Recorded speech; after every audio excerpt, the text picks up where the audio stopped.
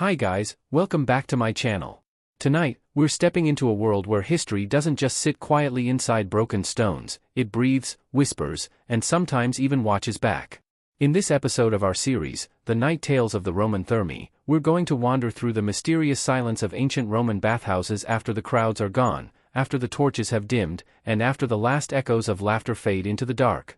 Imagine this. The sun has already disappeared beyond the distant hills, the city streets have grown calm, and the Grand Thermae, once filled with voices, steam, splashing water, and lively conversations, now stands like a sleeping giant under the night sky.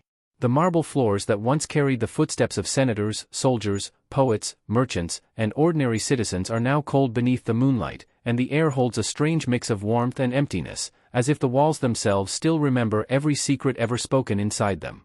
Roman bathhouses were never just places to wash away dust, they were living hearts of the city, where power was negotiated, friendships were formed, rivalries were born, and rumors traveled faster than the water flowing through the pipes.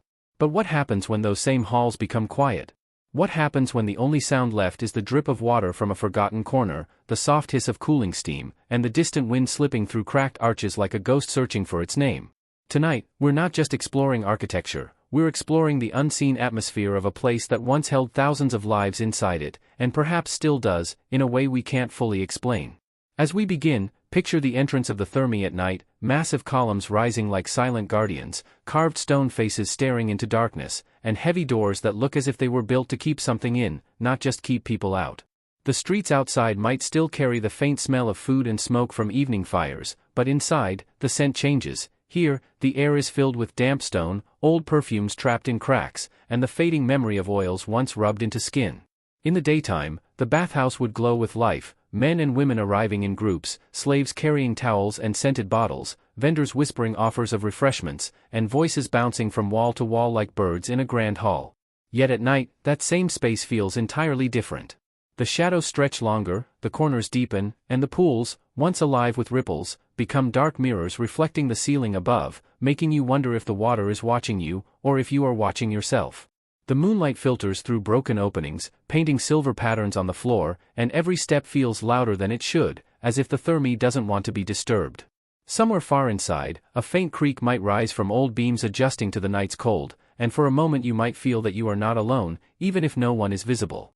And that is where our story begins, because Roman Thermae at night were not only places of silence, they were places of legend. The people of ancient Rome believed the world was full of unseen forces, spirits of ancestors, wandering shadows, protective gods, and angry beings that lived between the cracks of reality. In the bright hours, people felt safe among crowds, but at night, even the bravest minds could imagine footsteps behind them. Some said the bathhouses carried the energy of all the emotions ever poured into them, joy, desire, jealousy, fear, pride, and grief, and that when the doors closed, those emotions didn't disappear, they simply sank into the walls like smoke into cloth. There were whispers of late-night figures seen near the pools, not quite human, not quite shadow, moving as if searching for something they lost centuries ago. Others spoke of echoes, soft laughter heard when no one was there, or the distant sound of splashing water long after the pipes had gone quiet. And then there were the stories of the hypocaust, the underground heating system that warmed the floors and walls. During the day it was a marvel of engineering, but at night, its tunnels became something else entirely, a hidden maze beneath the bathhouse, where warm air once traveled like invisible rivers, and where a lost voice could drift and return in strange ways, sounding like a whisper from another world. Tonight, we will walk through those halls step by step, letting the atmosphere guide us deeper into the Roman night. We will enter the changing rooms where citizens once removed their clothing and their public faces, leaving behind not only garments but also their titles, their pride, and sometimes their dignity. We will pass through the warm rooms where steam once wrapped around bodies like a second skin, where conversations grew softer, more personal, more dangerous. We will stand beside the hot pools that once held the weight of tired soldiers and restless politicians, and we will look into the cold pools where people plunged themselves to feel alive again, shocking the body into wakefulness. But now, in the darkness, these rooms feel like stages after the actors have left, where the script still lingers in the air. Every archway seems like a doorway into memory, every hallway feels like it could lead you not forward, but backward, into the past itself. And as we move, we'll listen closely, because sometimes the most powerful stories are not spoken loudly, they are carried in the smallest details, the way a shadow shifts, the way a breeze moves through a corridor, the way the air grows colder for no reason at all. So if you're ready, take a deep breath, lower your voice, and imagine you're holding a torch that barely keeps the darkness away. Tonight, you're not just a viewer, you're a visitor, walking into the ancient Roman Thermae when the world is asleep. And who knows? Maybe the bathhouse remembers. Maybe it recognizes footsteps again. Maybe the stones are waiting to tell their night stories to someone brave enough to listen. Stay with me, because this journey is going to be mysterious, cinematic, and unforgettable. Welcome to where history doesn't end when the sun goes down, it only becomes quieter, deeper, and far more haunting. The night arrived slowly, like a velvet curtain lowering over the city, and by the time the last orange stain of sunset disappeared behind the rooftops, the Roman Thermae stood in a silence that felt too perfect to be natural. In the daytime, these baths were alive, crowds moving like waves through marble corridors, voices rising and falling in friendly argument, sandals tapping on stone, steam curling from warm chambers like breath from a giant sleeping beast. But now the doors were shut, the lamps were fewer, and the world outside had turned its attention to supper tables, private rooms, and dreams. Yet inside the bathhouse, the air still held warmth, a lingering pulse of heat trapped in the walls, and the scent of oils and herbs clung to the stone as if the building refused to let go of the people who had once filled it. The floor beneath the arches was damp in places, slick with the last traces of water, and each step echoed softly, repeating itself down hallways that seemed longer at night. Moonlight filtered through high openings, turning pools into dark mirrors, and in that reflection the ceiling looked like another world, an upside-down Rome floating beneath your feet. The changing hall was the first room to greet the darkness, lined with niches where garments had hung earlier, now empty like ribs of a creature that had been stripped clean. In the corners, shadows gathered with patient confidence, and even the smallest sound, a drip of water, a creak of timber, the faint scratch of something unseen, felt like a message sent from the past. Somewhere beyond the walls, a distant dog barked and then fell silent, and the Thermae seemed to swallow that sound too, as if it wanted the night entirely for itself. It was said among the city's older residents that the bathhouse never truly slept. They spoke of the Thermae as a place that collected stories the way a river collects fallen leaves, carrying them, pressing them into cracks, storing them until they became part of the stone itself. People had laughed here, yes, but they had also whispered things they would never say in daylight, confessions of desire, plans of betrayal, secrets traded like coins. A man could come here with dust on his skin and leave cleaner, lighter, reborn, but the building kept the weight he shed, and at night that weight became something you could feel, like invisible hands pressing gently on your shoulders. The warm room, the tepidarium, was the heart of the Thermae's comfort, and even now the air there was soft, thick, carrying a faint heat that wrapped around the body. In the day, this was where conversations drifted lazily, where friends met and rivals measured each other with half-smiles, where gossip traveled faster than steam. Tonight, the benches were empty, the walls were slick with old condensation, and the silence sat so heavily that it felt like it had shape. The mosaics along the floor, dolphins, waves, sea gods, seemed almost alive under the shifting moonlight, their eyes catching glimmers as if they were watching the room with ancient patience. The sound of your breathing became too loud, and instinctively you wanted to soften it, as if you were trespassing in a sacred place. Beyond that lay the hotter chambers, where the caldarium once roared with life. The heat here was stronger, lingering stubbornly in the thick stone, and the air smelled faintly of minerals, as if the very walls had sweated for centuries. In the darkness, the large hot pool looked like a black mouth, perfectly still, holding its warmth like a secret. If you leaned close enough, you could hear the faintest movement within the water, a subtle shifting that might have been the settling of heat, or might have been something else. Roman engineers had built these baths with astonishing skill, water channels, heating systems, vents hidden beneath floors, and during the day it was a triumph of human control over nature.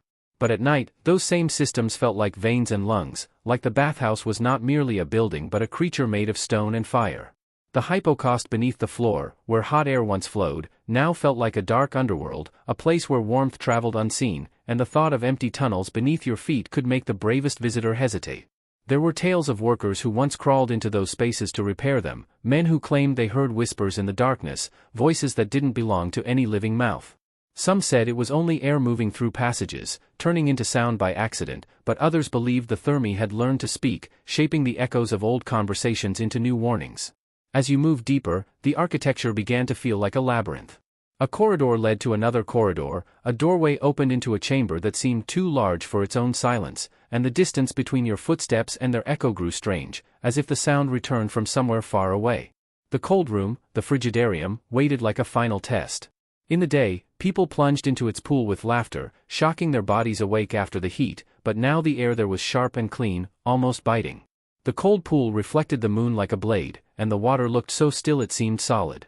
The columns around it rose into darkness, and for a moment you could imagine that if you stood there long enough, the room would begin to fill with invisible guests, ghostly outlines of bathers from another age, their voices returning like faint music. It was not that you saw them, not clearly, but the mind in such a place became a storyteller against its will, painting shapes into shadow, turning silence into meaning. A gust of wind slipped through an opening high above, and the surface of the water trembled, sending ripples outward like a heartbeat, and that small movement felt like the bathhouse acknowledging your presence. Outside, Rome continued its night, unaware of the quiet drama inside these walls. Somewhere a lantern flickered in a distant street, somewhere a couple argued softly behind a closed door, somewhere a guard yawned at his post, but within the Thermae, time felt different, stretched thin, layered with centuries. The bathhouse had seen emperors rise and fall, seen citizens celebrate victories and mourn disasters, seen bodies heal and bodies break. And now, in this late hour, it seemed to gather itself, holding its breath, listening. You could not escape the feeling that the Thermae remembered everything, every laugh that bounced off its domes, every footstep that wore its floors smooth, every secret spoken too close to the water. And as you stood between the warm air of the inner chambers and the cold edge of the frigidarium, you realized the night stories of the Roman baths were not about monsters or curses alone, but about memory itself, the way places absorb human life until they become haunted not by spirits, but by echoes. In that moment, the Thermae did not feel abandoned, it felt alive in its own ancient way, waiting patiently for the next day's crowds, while the night wrapped around it like a cloak, protecting its secrets until dawn. The deeper the night sank into Rome, the more the Thermae seemed to change its face, as if the building itself wore different expressions depending on who was watching.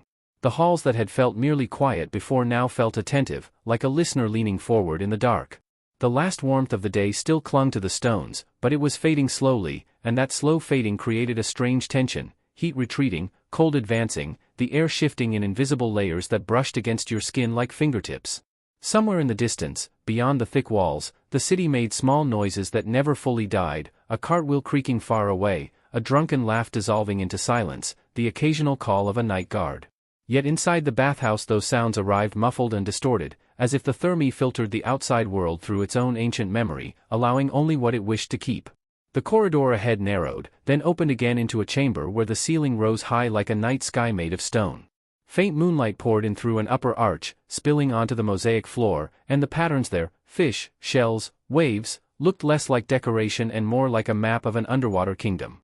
The shadows moved across them with every small shift of air, and it felt as though the sea itself was flowing across the floor, silent and patient, waiting for something to awaken. There was an old belief among certain Romans that water was never truly still, that it carried voices the way it carried reflections, and that places built around water became places where truth and illusion could blend. In the daytime, the bathhouse was a stage of human confidence, people walked boldly, spoke loudly, laughed as if tomorrow was guaranteed. But at night, with no eyes to impress and no crowd to hide inside, the Thermae revealed another side of Rome, a softer, darker side, where even the strongest stone could seem uncertain. You passed a row of columns, their bases worn smooth by centuries of hands and bodies brushing against them, and you noticed something unsettling. The air near the columns felt warmer than it should have been, as if heat still traveled inside them like blood in veins. The hypocaust below the floor had long been quiet, yet the building held on to its old habits, refusing to cool completely, refusing to become fully dead. The faint scent of oil, olive, pine, maybe lavender, rose from the cracks of the stone, and for a moment you could almost picture a figure from another time standing beside you, rubbing scented oil into tired arms, smiling as if the world had never changed. In one corner of the chamber, a small basin sat beneath a carved lion's head spout. During the day, water would have poured from it in a steady stream, sparkling and loud, but now it was dry, the lion's mouth open in a silent roar. Still, you could hear a drip somewhere, a slow and stubborn sound, and it made the silence feel measured, like time itself was falling drop by drop into darkness. You followed that sound down a side passage where the walls grew closer and the ceiling lowered, and the air became heavier, carrying the damp smell of old stone. This part of the Thermae was less grand, more practical, service corridors, storage spaces, hidden routes for workers and slaves who kept the bathhouse alive while the citizens enjoyed its luxury. The Romans had built beauty for those who mattered, and shadows for those who served, and at night the difference between the two felt sharper. Here, the darkness was thicker, and the floor felt rougher beneath your feet, as if the Thermae wanted to remind you that beneath every polished surface there was a world of labor and unseen hands. Then you heard it, something that was not a drip, not a creak, not the wind. It was faint, almost gentle, like the soft brush of cloth against stone, and it came from ahead, around a bend where the corridor disappeared into deeper shadow. Your body reacted before your mind could decide what it meant. Your breath paused, your shoulders tightened, and the torchlight, or the imagined torchlight in your mind, seemed suddenly too weak. The sound came again, followed by something like a sigh, and for a heartbeat the Thermae felt crowded, as if the emptiness had been an illusion all along. In stories, this is where people run, where fear takes control and the night wins, but in the Roman Thermae the night did not chase you, it waited. It held its silence like a test, asking whether you would be brave enough to look closer. You stepped forward, and the sound stopped, leaving only your own heartbeat, loud and embarrassing in the quiet.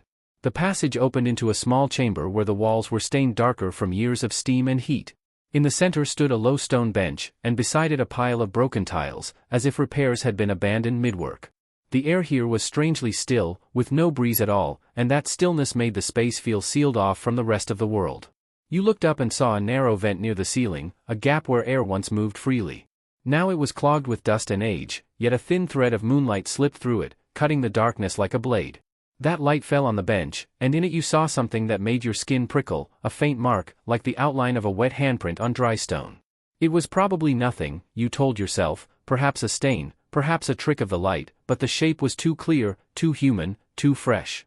The Thermae, in that moment, felt like it was leaving signs, as if it wanted you to know that not everything inside it belonged to the past. You turned back toward the main halls, and as you walked, the grandness of the Thermae returned, but it no longer felt comforting. The domes overhead seemed higher, the shadows deeper, the pools darker. The frigidarium waited again like a silent judge, its cold air creeping outward, meeting you halfway. When you reached it, the surface of the cold pool was no longer perfectly still. Small ripples moved across it in slow circles, though no wind touched the room, and no water fell into it. The ripples spread, collided, and faded, only to begin again, as if something beneath the surface was breathing. You stood at the edge and stared into the dark water, searching for a reason, searching for a shape, but the pool offered only reflection, your face, broken by ripples, turning unfamiliar.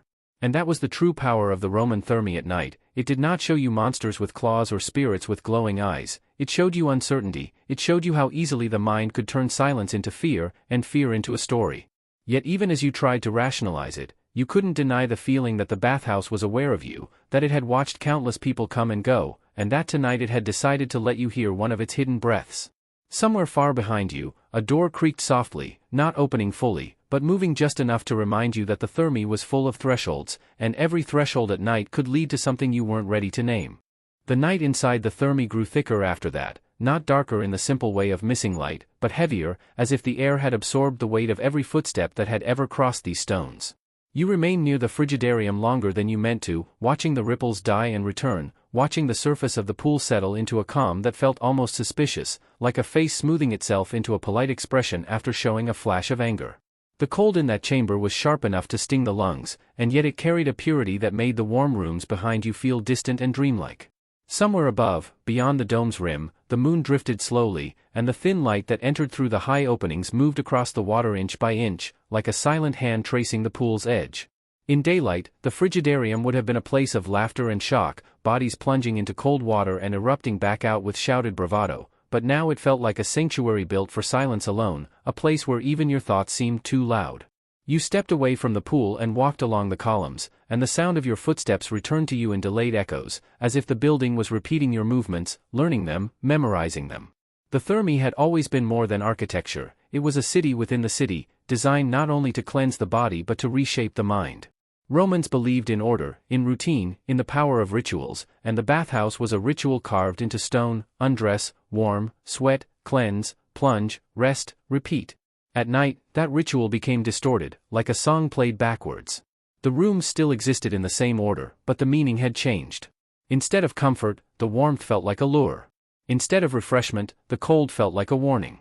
As you moved back toward the tepidarium, the air began to soften again, and you felt your skin relax as if it had been holding itself tense without permission. Yet with that warmth came the scent of old oils and herbs again, and it stirred the imagination in dangerous ways. The walls here were lined with niches and decorative panels, and in the dimness their carvings looked like faces half-formed from stone, watching without blinking. You passed a mosaic of Neptune holding a trident, and for a moment the god's eyes seemed to catch the moonlight in a way that made them appear wet, alive, as if the sea itself had seeped into the tile. Then, from somewhere beyond the next archway, you heard a voice. It was not loud, not clear, but unmistakably human, a murmur, a few syllables shaped like speech, rising and falling as if someone was speaking to another person in a calm tone. Your entire body froze, every muscle tightening as your mind tried to decide whether you had imagined it. The voice came again, slightly closer this time, and you could not understand the words, only the rhythm, the intimate certainty of conversation. It did not sound like a shout or a threat, it sounded like a private exchange, the kind that happens when two people stand close in steam, believing the world cannot hear them. You stepped forward slowly, and the voice faded, not cutting off sharply but dissolving into the background like mist. The silence that followed felt deliberate, almost theatrical, as if the Thermae had wanted you to hear just enough to awaken your fear but not enough to give you answers. You moved through the archway and found yourself in the caldarium again, the hot chamber that once held the richest heat. Here, the air was still warm enough to fog the breath, and the stone walls held a damp sheen that reflected the faint light in broken patches. The pool in the center was dark, its surface smooth, but the warmth rising from it was real, brushing against your face like the breath of a sleeping animal. You approached carefully, and as you did, the scent changed, less herbal, more mineral, like deep earth after rain. You crouched near the edge, listening. At first, there was only the subtle sound of water shifting as it cooled, but then you heard something else, a faint tapping, as if fingers were lightly striking stone beneath the surface. Tap, pause, tap tap, then silence. You waited, heart hammering, and the tapping returned, not random but patterned, almost like a message being sent. The rational part of your mind searched for explanations, water settling, a loose tile, a trapped bubble rising, but the pattern was too steady, too intentional. You backed away from the pool, and as you did, the tapping stopped instantly, leaving only the low, heavy quiet of the room. It was then that you noticed the steam. It was thin, barely visible, but it was moving in a way steam should not. It drifted upward, yes, but it also curled sideways, gathering near the far wall, forming a slow spiral as if guided by a hidden hand. The spiral thickened for a moment, and in that brief shape you thought you saw the outline of a shoulder, the curve of a head, the suggestion of a person standing where no person stood. Your breath caught, and the steam collapsed back into nothing, leaving you staring at empty air. The Thermae had always played with illusion, light on water, echoes in domes, heat bending the air, but at night those illusions became personal, as if the building had chosen you as its audience.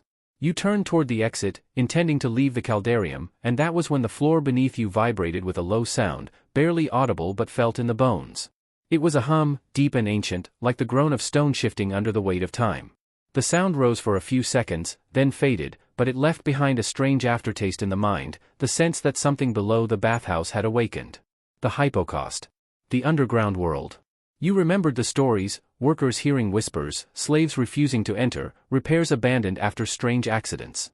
The hypocaust was the bathhouse's hidden belly, a network of tunnels and pillars where hot air once moved like invisible fire. Now it should have been dead, but the vibration you felt suggested movement, or at least the memory of movement returning. You found a service doorway partially hidden behind a column, a simple entrance that lacked the grandeur of the main halls. It was slightly ajar, and from the gap came a breath of warmer air, carrying dust and something else, a faint metallic scent, like old coins or blood. You hesitated, hand hovering near the door, and in that moment you heard the voice again, closer than before, a whisper that seemed to come from behind your own ear.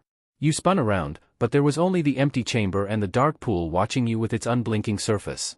The whisper faded into a soft laugh, not mocking, not cruel, but familiar, like someone recognizing you. And suddenly you understood the true horror of the Roman Thermae at night. It did not need to show itself to frighten you. It only needed to remind you that you were standing in a place that had swallowed thousands of lives, and that the boundary between past and present was thinner here than anywhere else. With your hand now pressed against the cold wood of the service door, you felt the building's warmth behind you and the unknown darkness below you, and you knew that if you opened it, the next story would not be about what you saw in the halls, but about what waited underneath them. The door resisted at first, not with the strength of a lock but with the stubbornness of old wood swollen by years of damp air, and when it finally gave way it did so with a sighing creak that sounded too much like a warning. A breath of warm, stale air rolled out from the gap, carrying dust, soot, and the faint mineral bite of ancient heat. Beyond the threshold, darkness thickened into something almost tangible, and the narrow stairway descending into the hypocaust looked less like an entrance and more like a throat leading down into the body of the Thermae. You hesitated only a moment, because hesitation in such places becomes its own kind of fear, and then you stepped down, one careful foot at a time, feeling the temperature shift with each step. Above you, the grand halls remained silent, but below, the silence was different, closer, tighter, as if sound itself could not breathe properly down here. The walls of the stairwell were rough, unfinished stone, damp to the touch, and your footsteps were swallowed instead of echoed, disappearing into the dark like stones dropped into deep water. When you reached the bottom, the space opened into a low chamber supported by squat brick pillars arranged in rows, the famous skeleton of the hypocaust system. In daylight, scholars admired this place as engineering genius, the hidden furnace heart that once heated floors and walls, but at night it felt like an underworld built for secrets. The ceiling was low enough that you had to stoop, and the air clung to your skin with a clammy warmth that did not comfort, only unsettled. Dust floated in slow motion when you moved, and in the faint light that followed you down, whether from a torch in your imagination or a weak lantern you wished you had, those drifting particles looked like tiny ghosts, suspended between rising and falling. Somewhere deeper within the pillars, you heard the soft scrape again, the same sound that had brushed your nerves in the service corridor above, and now it was clearer, closer, like something moving carefully, deliberately, trying not to be noticed. You held your breath and listened, and the hypocaust answered with a low murmur that might have been air shifting through old channels, or might have been voices trapped in stone learning how to speak again. The pillars formed lanes like a maze, and as you stepped between them, you noticed the floor was not smooth. It was layered with ash-like dust, gritty underfoot, and in that dust there were marks, lines that could have been cracks, could have been dragged tools, but some of them curved like footprints that didn't belong to any animal you could name. You told yourself they were ancient traces, nothing more, but the truth was that they looked too fresh, as if something had passed through recently, brushing the dust aside. The air here smelled older than the halls above, older than marble and oil and steam. It smelled like forgotten fire, like smoke that had seeped into stone and never left, and beneath that was the faint metallic scent again, sharper now, like a coin held too long in a warm palm. The farther you moved, the more the space seemed to tighten around you, the pillars crowding, the ceiling lowering in places, and the darkness ahead growing thicker as if it had depth and weight. Then came the hum again, deeper and more constant, vibrating through the bricks and into your bones. It was not loud, but it was powerful, like a distant drum heard through earth. The sound made the dust tremble in tiny ripples, and for a moment you imagined the entire bathhouse above you responding, its floors gently shivering like skin. The hum rose, then dipped, then rose again, and with it came a whisper that seemed to slide along the ground, weaving between the pillars. You could not understand the words, but you understood the intention. It was calling, inviting, guiding you deeper into the hidden belly of the Thermae. You turned your head, trying to locate the source, and that was when you realized the whisper was not coming from one direction. It was everywhere at once, bouncing off brick and stone, traveling through channels built for heat, not for sound. It surrounded you without touching you, like a cloak made of voices. In the center of the hypocaust, you found a wider space where the pillars were fewer and the floor was darker, stained by old fire. This was where the furnace once fed its heat, where workers would have shoveled fuel, where flames would have roared and air would have rushed through the system like a living thing. Now the furnace was dead, but the darkness around it felt alive, thick with the memory of fire. You stepped closer and saw the opening, a wide mouth of blackness, and within it the air looked different, as if the darkness had layers. The hum grew stronger here, and the metallic scent sharpened until it made your throat tighten. You crouched near the opening and listened, and from inside came the faintest sound of water, impossibly distant, like a stream running under stone. That made no sense. There was no water down here, not in this part of the system, yet the sound persisted, soft and steady, like something alive moving beneath the dead furnace. A sudden coldness brushed your neck, and you turned sharply, expecting to see nothing, and seeing nothing was somehow worse. The hypocaust was empty, yes, but it did not feel abandoned. It felt occupied by absence, and that absence had intention. You backed away from the furnace mouth, and as you did, the dust near your feet shifted, not from your movement but as if something had passed through it without being seen. The whisper rose again, clearer now, and for the first time you caught a single word, your name, or something that sounded like it, shaped in a voice too old to belong to the living. The sound was soft, almost tender, and that tenderness was terrifying, because it suggested familiarity, recognition, a bond you did not remember forming. Your skin prickled, and your heart hammered against your ribs like it wanted to escape. You tried to retreat toward the stairs, but the hypocaust did not feel the same anymore. The lanes between pillars seemed altered, subtly rearranged, as if the darkness had shifted them while you weren't watching. You chose a path that should have led back, only to find it narrowing into a dead end where the ceiling dipped low and the air became suffocatingly warm. You turned again, faster now, and the hum changed pitch, rising like laughter swallowed before it could be heard. Somewhere behind you, a brick scraped against brick, and you glimpsed movement between two pillars, just a flicker, like a shadow detaching itself from the darkness and then returning. You moved quickly, but the space made speed dangerous. One wrong step and you could hit your head, stumble, fall into unseen holes. The Thermae above had been grand and open, but down here everything was tight, oppressive, built for function, and now twisted into a trap by your own fear. At last you found the stairwell again, the faint suggestion of light above it like a promise of air and distance. You climbed, hands brushing damp stone, breath coming too fast. Behind you, the whisper followed, not chasing, not rushing, simply present, like the bathhouse was walking with you. When you reached the door and pushed it open into the warmer air of the main halls, the relief was immediate, but it did not last.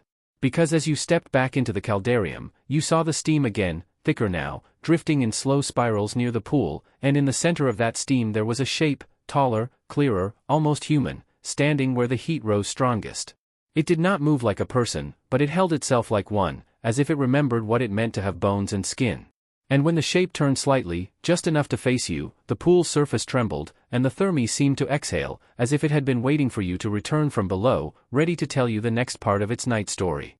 For a moment you could not move, not because your legs failed but because your mind refused to accept what your eyes insisted on shaping from steam and shadow. The figure near the caldarium pool was not solid, not fully formed, yet it stood with a presence that made the room feel suddenly smaller, as if the Thermae had drawn its walls inward to keep you and that thing together. The steam curled around it like a cloak, thickening and thinning in slow breaths, and each breath seemed to pull heat from the pool and push it into the air. The faint scent of minerals sharpened, mixed now with something older and stranger, like damp bronze and extinguished fire. You wanted to speak, to demand an explanation from the darkness, but your throat produced nothing. The silence between you and the figure felt like a stretched rope, taut and trembling, ready to snap. Then the figure moved, not by walking but by shifting its weight as if remembering how bodies behave. It leaned slightly toward the water, and the surface responded with ripples that spread outward in perfect circles. Those ripples did not fade quickly, they traveled slowly, as if the pool had become thicker than water, like oil or glass melting under heat. The moonlight reflected on the ripples and broke into fractured shards, turning the pool into a moving mirror that could not hold a single truth. In that shifting reflection you saw flashes of other faces, men with shaved heads, women with braided hair, children laughing, an old soldier with tired eyes, images so quick you could not be sure they were real. The Thermae was not showing you one ghost, it was showing you everyone it had ever held, 1,000 lives folded into one trembling surface. The figure lifted an arm, and the steam followed the motion as if it were attached, trailing behind like fabric. Where the hand should have been, there was only a denser knot of mist, yet you felt it pointing toward you. The air between you grew colder for a heartbeat, then warmer again, like the bathhouse was breathing through you. A whisper slid into the room, soft as falling ash, and this time it was clearer, not in words you could fully understand but in meaning you could feel. Stay. Listen. Remember. The message did not come from a mouth, it came from the walls, the floor, the water, from the hypocaust below that still hummed faintly like a sleeping animal. Your fear did not vanish, but it shifted into something else, something more complicated, a curiosity edged with dread, the feeling of standing at the threshold of a story that wanted to be told whether you agreed or not. You took a cautious step back, and the figure did not chase you. Instead, it seemed to watch, patient, almost respectful, as if it understood the instinct to flee. The caldarium's heat pressed against your skin, and the damp air clung to your hair and clothing. You turned your head slightly, and that was when you noticed the room had changed.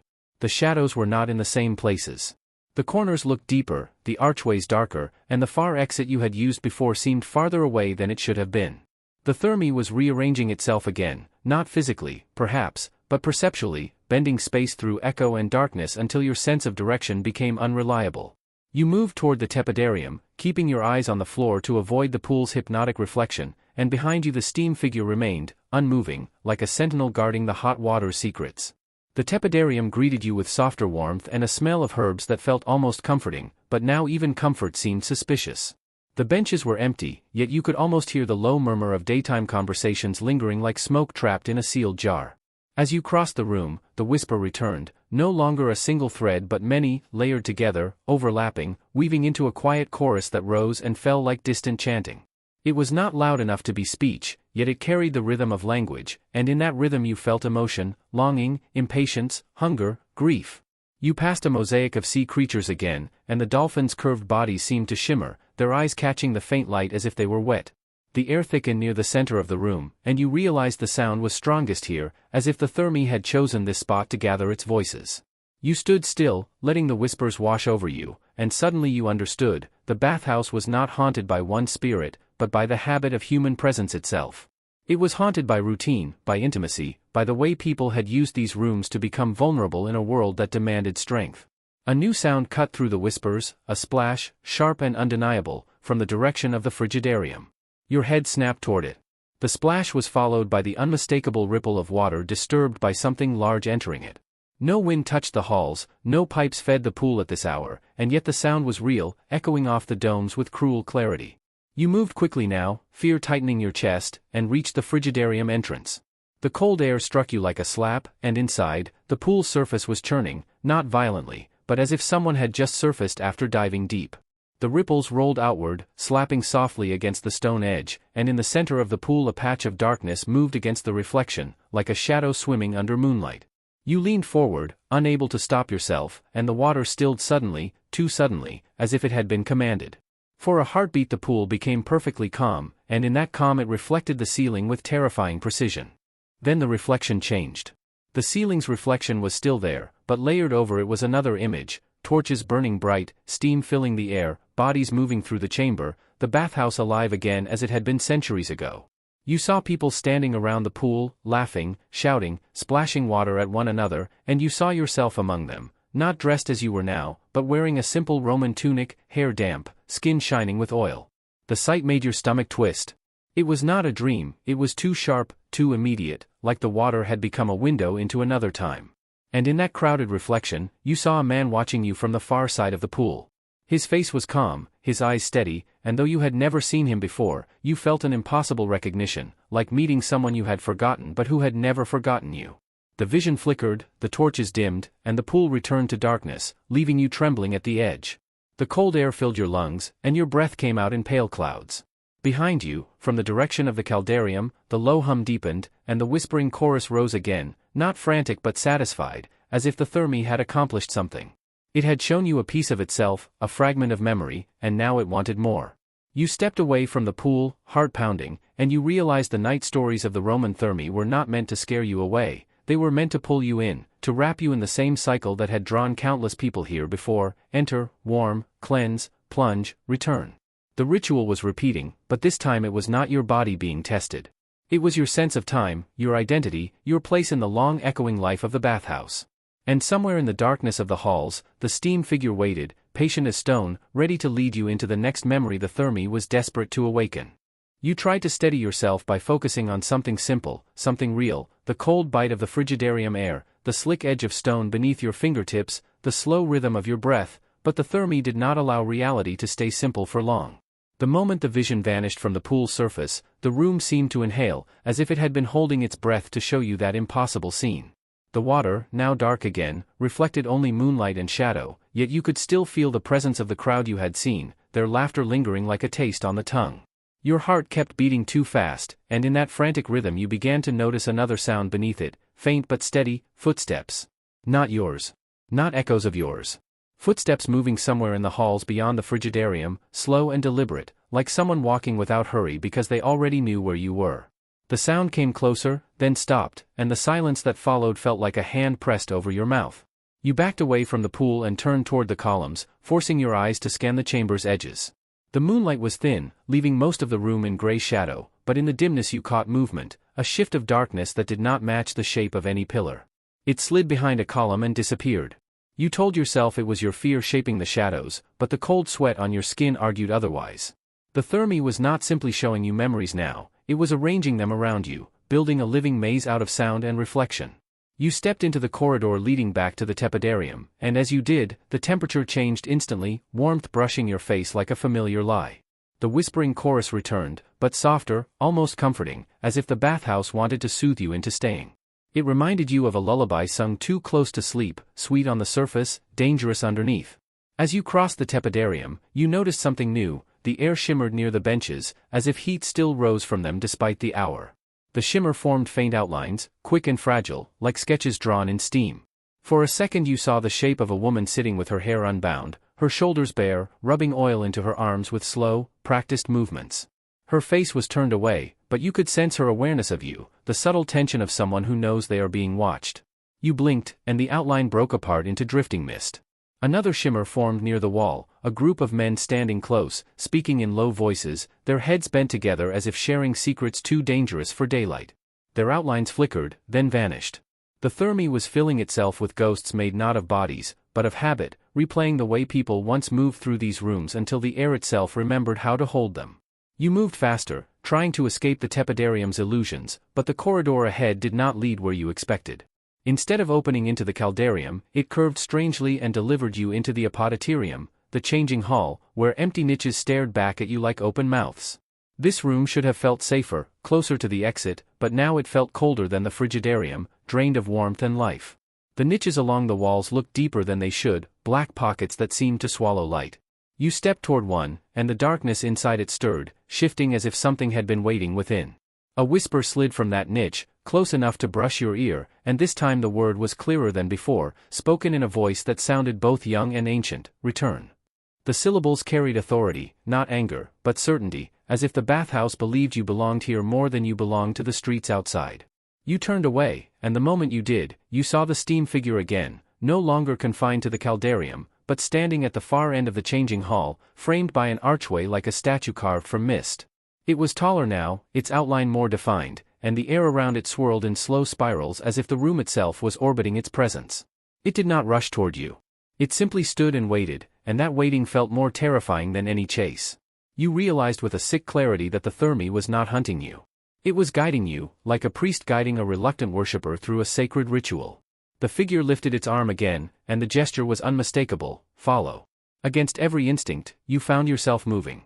Not because you wanted to, but because the air seemed to press you forward, the building's silence tightening behind you like a closing door. You walked toward the figure, and as you did, the whispering chorus grew louder, no longer scattered voices but a unified sound that filled the hall like distant chanting. The archway behind the figure shimmered, and beyond it you did not see the caldarium or tepidarium as they should be. You saw torchlight. You saw steam thick as clouds.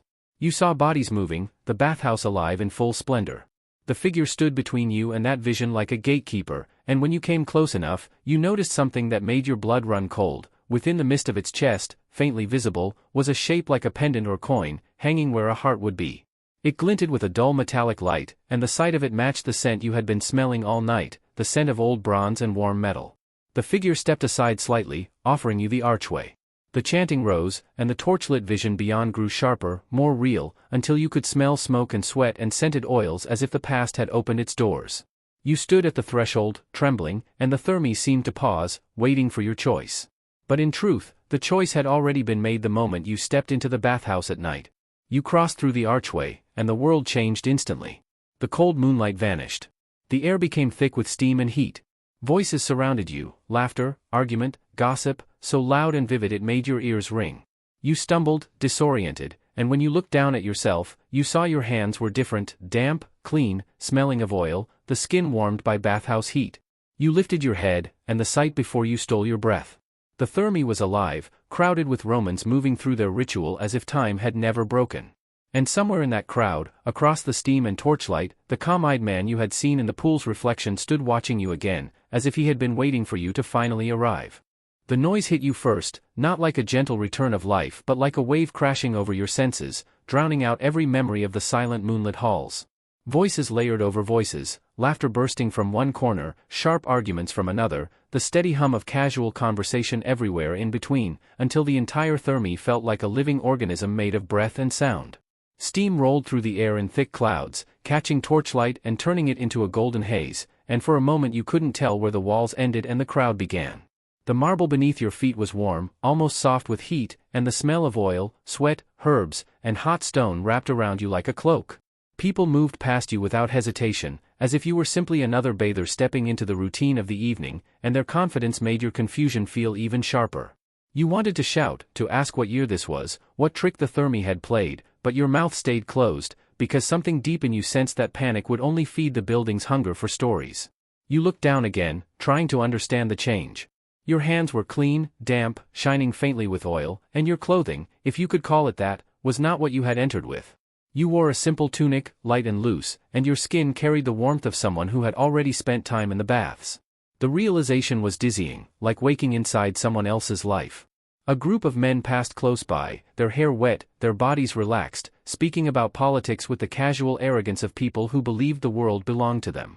A slave hurried behind them carrying folded cloths and a small basket of oils, eyes lowered, moving quickly to avoid being noticed.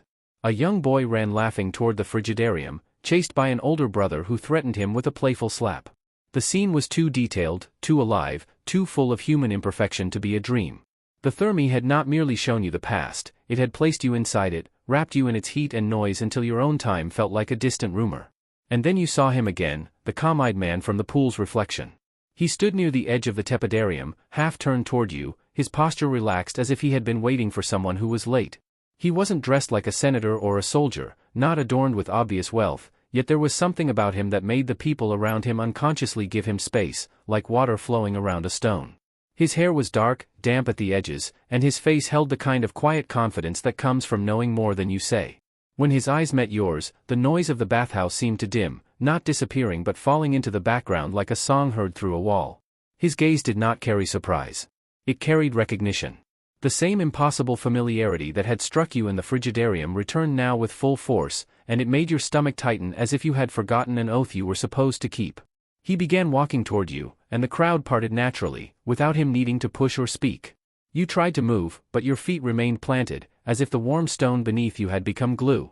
He stopped at a respectful distance, close enough that you could see the fine lines at the corners of his eyes, the small scar near his jaw, the faint shine of oil on his shoulders. His voice, when he spoke, was calm and low, carrying a softness that felt strange in the noisy hall. You took your time, he said, in Latin that you somehow understood as easily as your own language, the meaning sliding into your mind without effort. The words should have been impossible, yet they landed in you like a memory. You swallowed, forcing yourself to breathe. "Where am I?" you asked, and your own voice sounded different too, steadier, smoother, as if shaped by another throat. He smiled slightly, not amused, but satisfied, like someone hearing a student ask the right question. "Where you have always been," he answered. "Where you always return." Before you could respond, a burst of laughter erupted nearby, and two men splashed each other with water from a basin, their playful fight sending droplets across the warm air. The calm-eyed man didn't even glance at them. His attention stayed on you, unbroken, as if everything else was only decoration around this moment. "You remember the baths," he continued, "but you forgot the reason." His words were gentle, yet they carried a weight that pressed against your ribs. You wanted to argue, to insist you had never been here before, but the Thermae itself seemed to disagree. The steam, the heat, the scent of oil, all of it felt too familiar, like a place you had dreamed of long before you ever stepped through its doors. The man gestured toward a side corridor, one that led away from the loud chambers into quieter spaces. "Come," he said, and though it wasn't a command, it felt like one. You followed him through the corridor, and the noise of the crowd softened behind you, replaced by the quieter sounds of dripping water and distant murmurs. The air here was warmer, heavier, and the torchlight flickered against mosaics that glowed like living art. As you walked, you noticed the people in these side halls moved differently, slower, more careful, their eyes avoiding yours. A servant bowed his head as you passed. A man sitting alone on a bench stopped rubbing oil into his arms and watched you with a look that was not curiosity, but caution. The calm-eyed man led you to a small chamber where the steam was thinner and the walls were lined with carved stone panels. In the center stood a shallow pool, not large enough for swimming, but deep enough to reflect the torchlight in trembling gold.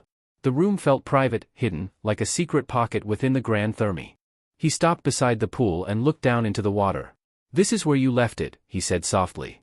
You stepped closer and stared into the reflection.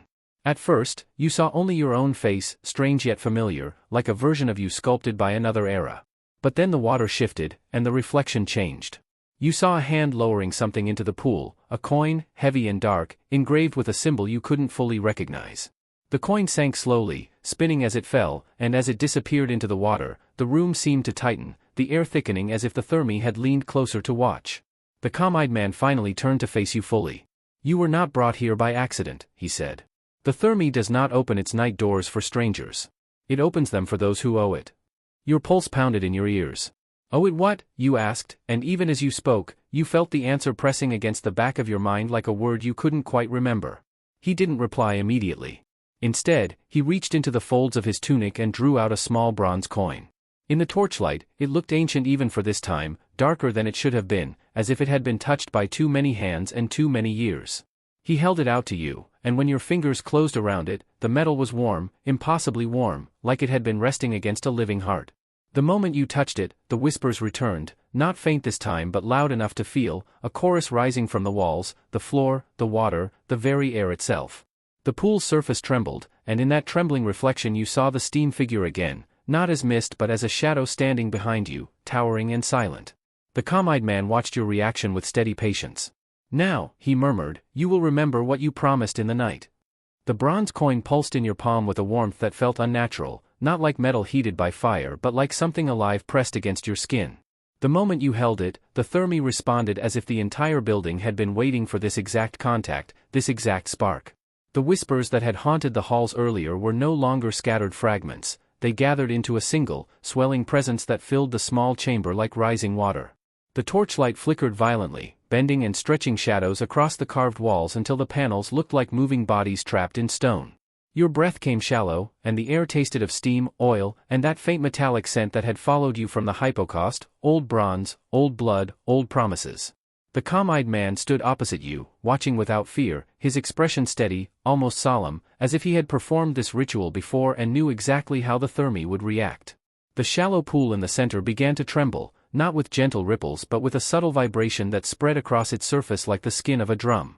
The reflection in the water blurred, then sharpened into something that was not the ceiling above but another place entirely. You saw the same chamber, yet not as it was now. You saw it in a deeper darkness, lit by fewer torches, with fewer voices beyond the walls. The air in that reflected scene looked heavier, and the figures moving within it were not relaxed bathers but men who carried themselves with urgency. Their faces were tense, their eyes darting toward the doorway as if they feared being discovered. You realized you were looking at a memory the Thermae had stored, not a simple echo but a preserved moment, kept intact like a coin sealed in mud for centuries.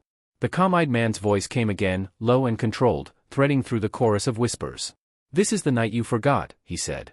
"The night you chose the Thermae over the world outside." The reflected scene shifted, and suddenly you were inside it, not watching from the edge but standing within it as if the pool had opened and swallowed you.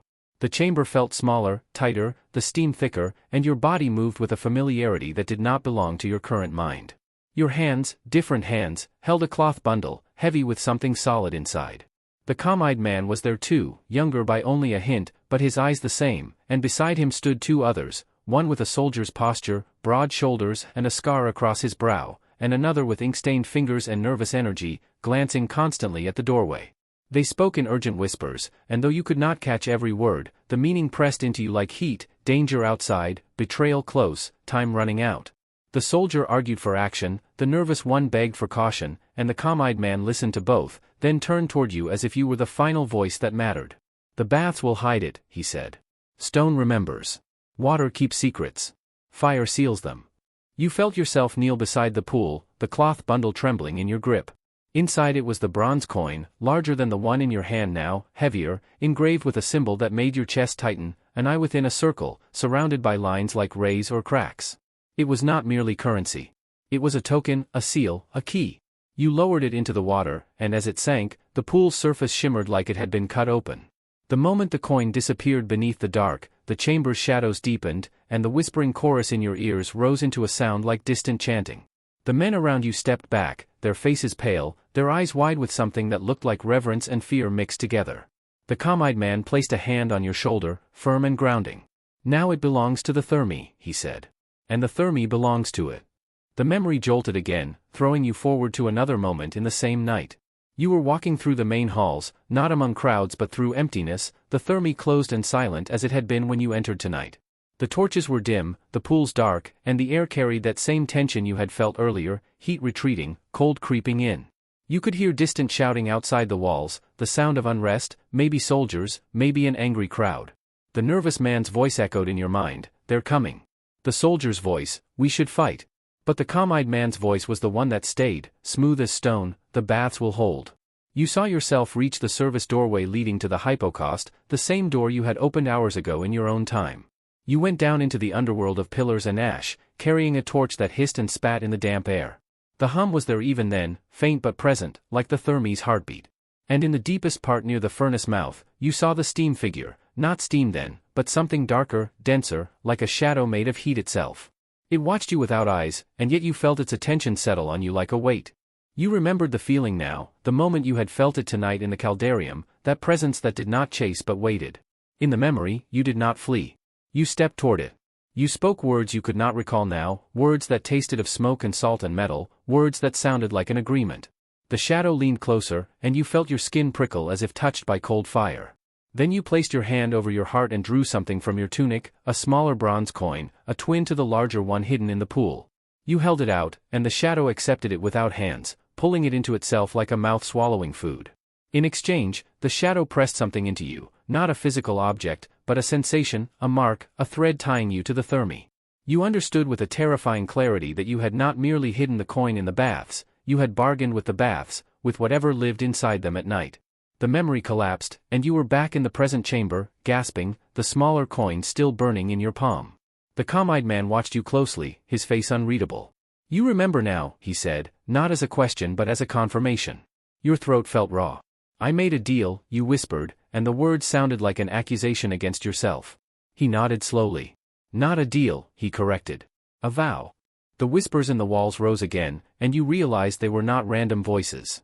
They were the Thermae speaking through everything it had absorbed, every confession, every secret, every promise made in steam and shadow. The building did not simply hold memories, it demanded them, fed on them, preserved them. And you had offered yourself as part of that preservation. You looked down at the coin in your hand, and for the first time you noticed something etched along its edge, tiny marks like letters worn by time. You could not read them fully, but you could feel their meaning: return when called. Pay what is owed. The calm-eyed man stepped closer, and his voice softened, almost humanly kind. "The Thermae kept you safe," he said. "It hid what others would have stolen. It sealed the secret when the city outside burned with fear. But nothing is kept forever without cost." He glanced toward the doorway, toward the distant noise of the crowded baths beyond this private chamber, and his eyes darkened. "The cost has come due." The torchlight shuddered again, and from the far wall the steam began to gather, thickening into the outline of the figure you feared. It did not rush in. It formed slowly, patiently, as if it had all the time in the world. And as it stood there, taller than before, more defined than mist should be, you realized the Thermae had not brought you into the past to show you history. It had brought you here to complete what you started, to fulfill the vow you made when you first listened to the baths at night. The steam figure thickened until it no longer looked like a trick of heat and torchlight but like a presence that had learned how to borrow shape from the world. It stood near the far wall of the chamber, taller than any man, its edges curling and unraveling as if it was constantly being formed and unformed by the breath of the Thermae itself. The torch flames bent toward it, not away, as though drawn by a gravity that did not belong to fire. The whispering chorus that had filled the walls quieted into a low, unified murmur, the way a crowd falls silent when something sacred or dangerous steps into view. You felt the bronze coin in your palm grow hotter, and instinctively you tried to loosen your grip, but your fingers refused, locked around it as if the metal had fused to your skin. Across from you, the calm-eyed man did not flinch. He simply watched the figure with the expression of someone facing an old debt collector, someone who has rehearsed this moment in his mind 1,000 times. The steam figure moved without moving. It drifted forward, not walking but gliding, and the air cooled wherever it passed, leaving behind a thin frost-like sensation that prickled on your arms despite the bathhouse heat. When it stopped, it did so directly in front of the shallow pool, between you and the calm-eyed man, like a judge taking its place at the center of a trial. The pool's surface darkened, then brightened, reflecting not torchlight now but something deeper, embers, firelight, the glow of a furnace mouth. The hypocaust hum rose beneath your feet, stronger than before, vibrating through the stone until your teeth ached with it. And in that vibration you understood the figure was not separate from the Thermae. It was the Thermae's night self, the hidden spirit of its heat and water and stone, the thing that lived in the spaces where steam collected and voices echoed. A sound came from the figure, not a voice exactly, but a pressure in the air that shaped itself into meaning. It was like hearing words without hearing sound, like a thought pushed into your skull from the outside. Pay. Return. Complete. The calm-eyed man's gaze flicked to you, and for the first time you saw something like pity in his expression. "It wants what you promised," he said softly, as if speaking too loudly might provoke the building itself. Your throat tightened. "What did I promise?" you asked, though you already felt the answer forming like a bruise in your mind. The coin burned hotter, and suddenly you saw another memory, not through the pool this time but through your own eyes as if the past had been stitched into your nerves. You were standing in the caldarium long ago, steam thick around you, the baths closed, the city outside restless with danger. The calm-eyed man stood beside you, his hand on your shoulder, and the soldier with the scar was at the doorway, listening for footsteps. The nervous man with ink-stained fingers was shaking, whispering prayers to gods he did not trust. You held the bronze coin, the smaller twin, and the steam figure hovered near the pool, darker and denser than mist, like a shadow made of heat. The calm-eyed man spoke in a low voice. The Thermae will hide the seal, he said. But it will demand a keeper. You had laughed then, a short sound of disbelief. A keeper, you asked. The figure leaned closer, and the air grew sharp. The calm-eyed man's eyes held yours. Not a guard, he corrected. A witness. Someone who returns when called. Someone who remembers when others forget. Your hand trembled, but you nodded, because outside the walls men were hunting for the larger coin, and if they found it, whatever it sealed would be broken open like a chest of gold.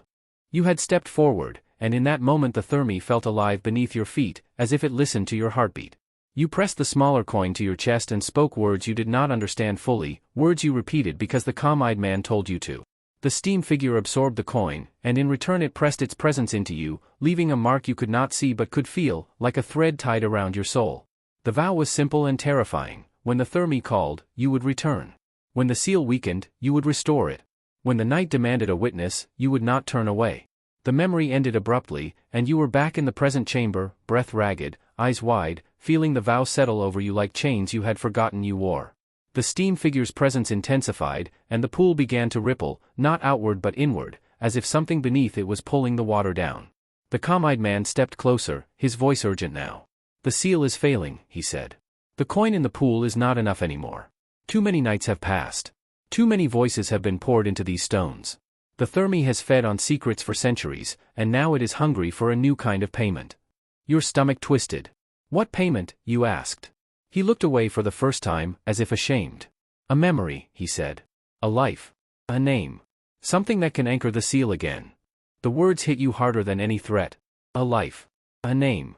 You understood what the Thermae wanted, not money, not blood in the simple sense, but the essence of a person, the thing that makes them real in time. It wanted a keeper renewed, a witness bound again. The steam figure leaned toward you, and the air filled with that pressure voice again, clearer now. Offer. Bind. Remain. Your palm throbbed with heat as the coin pulsed, and you felt the building's attention focus on you like a spotlight made of silence. You tried to step back, but your feet stuck, the stone floor gripping you with invisible hands. The calm-eyed man reached out, touching your arm, grounding you. It will not take what you do not give, he whispered, though his eyes betrayed uncertainty. But if you refuse, the seal will break, and what is held beneath these baths will rise into Rome. He glanced toward the doorway, toward the noisy crowd outside, and the thought of those laughing bathers suddenly felt unbearable. They had no idea they were standing above something contained only by vows and coins and night rituals. They were splashing water and gossiping while an ancient hunger pressed against the stone beneath their feet. The pool's surface darkened again, and in it you saw flashes of what might happen if the seal broke, the hypocaust glowing red like a furnace awakened, steam pouring through corridors like a flood, shadows rising in the caldarium, people screaming as the baths turned from sanctuary into trap. You saw the grand halls filled not with laughter but with panic, bodies slipping on wet marble, torches dropping, fire spreading, water boiling. The vision was brief but brutal, and it left you shaking. The calm-eyed man's voice softened, almost pleading. You were chosen because you can cross, he said. You can stand in the night and not be swallowed. You can carry the vow across time. He nodded toward the coin in your hand. That is why you are here again. The steam figure extended its presence toward you like an outstretched hand made of heat. The whispering chorus in the walls rose into a sound like 1,000 breaths taken at once. Your mind raced, searching for escape, for logic, for a way to break the rules of a vow you did not remember making. But the Thermae was older than your logic. It was older than your fear. It waited with endless patience, because time meant nothing to it. And as you stood between the calm-eyed man's steady gaze and the steam figure's silent demand, you realized the next step of the night story would not be about what the Thermae showed you. It would be about what you were willing to give it, and whether you could pay the debt without losing yourself entirely. The Thermae waited. That was the first thing you felt as the steam figure extended its presence toward you, not like a hand reaching, but like the very air bending to its will. The chamber felt impossibly small, though it had not changed, and the heat pressed against your skin as if it knew your blood, as if it could read your pulse beneath your ribs. The whispers of the walls rose again, forming a low chorus that reverberated through the stone floors and into your bones. Pay. Bind. Remain. The words, or their meaning, resonated inside you, wrapping around your mind like iron chains made of thought. You realized that the Thermae did not merely want compliance, it wanted attention, it wanted presence, it wanted a living acknowledgement of all the centuries it had held, all the voices it had absorbed. And now, somehow, that acknowledgement was yours to give. The calm-eyed man stepped closer, placing a hand lightly on your shoulder. "Do not fear," he whispered, though the urgency in his voice betrayed the gravity of what you faced. "You were chosen for this. The vow is not cruel. It is necessary. Without it, the seal fails." His gaze flicked toward the pool, where the larger bronze coin rested just beneath the surface. Its edges shimmered faintly, like it was aware, alive in its own way, waiting for completion. You understood then that the coin itself was not the point, it was the conduit, the key, the anchor. And you, unwilling or not, were the lock. The steam figure pulsed, and the air vibrated with it. You stepped forward, your hand trembling but compelled, drawn toward the pool. The whispers rose to a crescendo, and in that moment you thought you could hear fragments of the past, the laughter of children running through the caldarium, the hushed arguments of men plotting under torchlight, the quiet sorrow of someone kneeling at the edge of a pool, whispering secrets that would never be spoken aloud again. It was a cacophony of memory, a lifetime of moments preserved and distilled by stone, steam, and water. The coin in your hand pulsed in time with your heartbeat, and when you placed it above the pool, the surface shimmered violently, ripples spreading outward like concentric waves in slow motion. As the coin touched the water, the steam figure seemed to solidify, not fully human but no longer merely vapor. Shadows clung to its edges like the smoke of fire, and within the darkness you could sense movement, limbs, torsos, faces forming and dissolving within the mist. The whispers shifted from scattered voices to coherent phrases, urging, instructing, demanding acknowledgement. You understood the meaning without hearing the exact words. The vow had to be completed, the promise reaffirmed, the witness renewed. You bent over the pool, placing both hands on the stone edge, and as you did, the bronze coin sank slowly, deliberately, and the ripples reflected not your own image but a scene from centuries past, the caldarium alive with people, steam rising, torches flickering, the hypocaust glowing faintly beneath the floor, and there, in the center, a younger version of the calm-eyed man placing a coin into the water as he had instructed long ago. A shiver ran through you, not from the cold but from the realization that you were now entwined with the Thermae across time. The steam figure's presence enveloped you, not threatening, not cruel, but demanding recognition. You felt a pressure in your chest, a pull of memory and responsibility, as if the building itself were scanning your mind for the threads of what you had promised. The calm-eyed man's hand remained on your shoulder, grounding you, a tether to your own fragile sense of self. "Do not resist," he said softly. "You are the keeper. You are the witness. Without you, nothing remained sealed." The whispers began to fade as the pool's surface stilled. The figure in the steam shuddered and contracted slightly, then withdrew toward the far wall, its outline less distinct but still present, watching.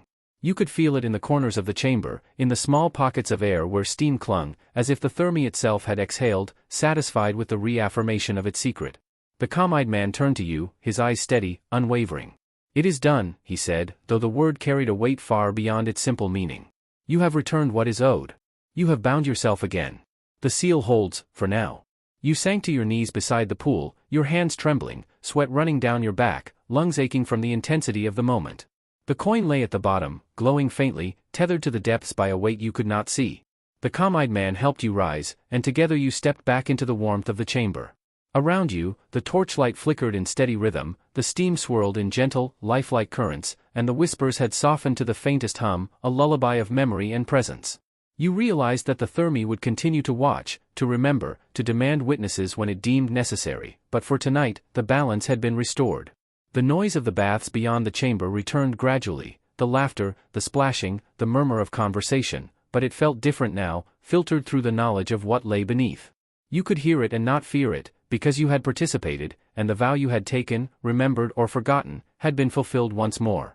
The calm-eyed man stepped aside, motioning toward the corridor that led back to the caldarium and the rest of the bathhouse. "The night is still yours," he said.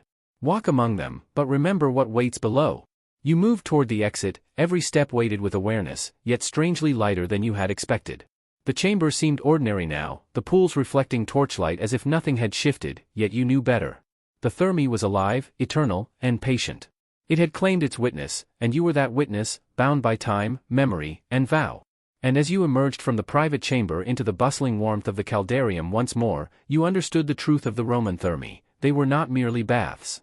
They were living archives, living beings in stone, steam, and water, and those who walked within their walls at night might leave with bodies intact but hearts forever tethered to the secrets that refused to die. The torchlight danced on the marble. Steam curled lazily from the pools. Voices echoed and mingled, oblivious to the ancient presence that lingered beneath their feet. You paused at the edge of the caldarium, feeling the warmth of the water and the pulse of history beneath the stones. Somewhere in the shadows, the faintest shimmer of the steam figure lingered, a silent acknowledgement of the debt paid tonight and the promise that would call you back again. You exhaled slowly, aware that the night of the Roman Thermae was never truly over, and that the stories it told at midnight were not merely memories, they were living, breathing, waiting. You thought the night had settled, that the Thermae had accepted your renewed vow and withdrawn into its silent, watchful slumber, but as you stepped deeper into the caldarium the air shifted again, subtly at first, like the faint turning of a tide beneath calm water. The laughter of bathers continued, warm and ordinary, yet beneath it you sensed another rhythm, slower, older, pulsing through the stone like a second heartbeat. The steam drifting above the pools curled in unnatural patterns, gathering and thinning in deliberate motion, and the torchlight flickered not with the randomness of flame but with the quiet insistence of something breathing. You walked slowly along the marble edge, every sound magnified in your awareness, the splash of water, the murmur of voices, the faint hum rising from the hypocaust below, yet none of these felt accidental anymore. The Thermae was not merely alive in the hidden chambers, it extended everywhere, in every drop of water and every grain of heated stone, and now that you were bound again as witness, you could feel its presence even among the unaware crowd. As you moved, a strange stillness formed around you, as if the ordinary world hesitated when you passed through it. A bather laughing with friends suddenly paused mid-sentence, his expression distant, then resumed without remembering the interruption. A ripple crossed the surface of the nearest pool though no one had touched it. The air warmed and cooled in faint waves, like breath drawn and released by something vast. You realized with a quiet dread that fulfilling the vow had not ended your connection, it had deepened it. The Thermae was not satisfied merely to hold your promise, it had awakened your perception, allowing you to feel the countless memories stored within its walls. And those memories were stirring. You stopped near a column where the marble had darkened with age, its surface etched faintly by time and touch. For a moment, you thought you saw shapes moving within the stone, not reflections but impressions, figures walking, voices speaking, gestures frozen and replayed in silence. A man arguing with another beneath torchlight, a woman kneeling beside the pool whispering words of grief, a soldier washing blood from his hands, watching the water turn pale pink then clear again. These were not visions forced upon you. They were fragments of the Thermae itself, rising because you were now its witness. You pressed your hand against the column, and a faint warmth pulsed back, like the building acknowledging your presence. The whispers returned, softer than before yet clearer, forming not demands but stories, unfinished echoes waiting to be remembered. A sudden drop in temperature brushed your skin, and you turned. Near the far end of the caldarium, where steam gathered thickest, the faint outline of the figure shimmered again. Not fully formed, not demanding, simply present. Watching. The sight did not fill you with the same terror as before. Instead, a strange understanding settled in your chest. The figure did not pursue you because you had paid, it lingered because you belonged. You were no longer merely a visitor in the Thermae's night, you were part of its living memory, a thread woven into its endless tapestry of time. The figure shifted slightly, and though it made no sound, you felt meaning press gently into your mind. Remember. Guard. Return. You left the caldarium slowly, moving into the tepidarium where the warmth softened and the air felt calmer, yet the sense of presence remained. Here the lamps burned steadier, casting long golden light across polished floors. The crowd thinned, voices quieter, footsteps echoing in a more intimate rhythm. You noticed how the steam curled around the arches like drifting thoughts, how the faint hum of the hypocaust sounded almost like a distant chant. For the first time, you wondered how many others before you had walked these halls at night and felt what you now felt. How many witnesses had been chosen, how many vows had been spoken in secret, how many names had been absorbed into the silent heart of the baths. Perhaps the Thermae never relied on one alone. Perhaps you were part of a chain stretching across centuries, each witness returning when called, each memory binding the seal a little longer. As you approached the frigidarium, the cooler air brushed your face, clearing the haze of heat from your mind. The wide pool lay still, its surface reflecting the vaulted ceiling like a sheet of dark glass. A few bathers moved quietly along its edge, their voices low, their movements unhurried. You stepped to the water and gazed down, half expecting to see another vision, another echo of the past. At first, there was only your reflection, faint and wavering. Then, slowly, another shape appeared behind you, not in the room, but in the water.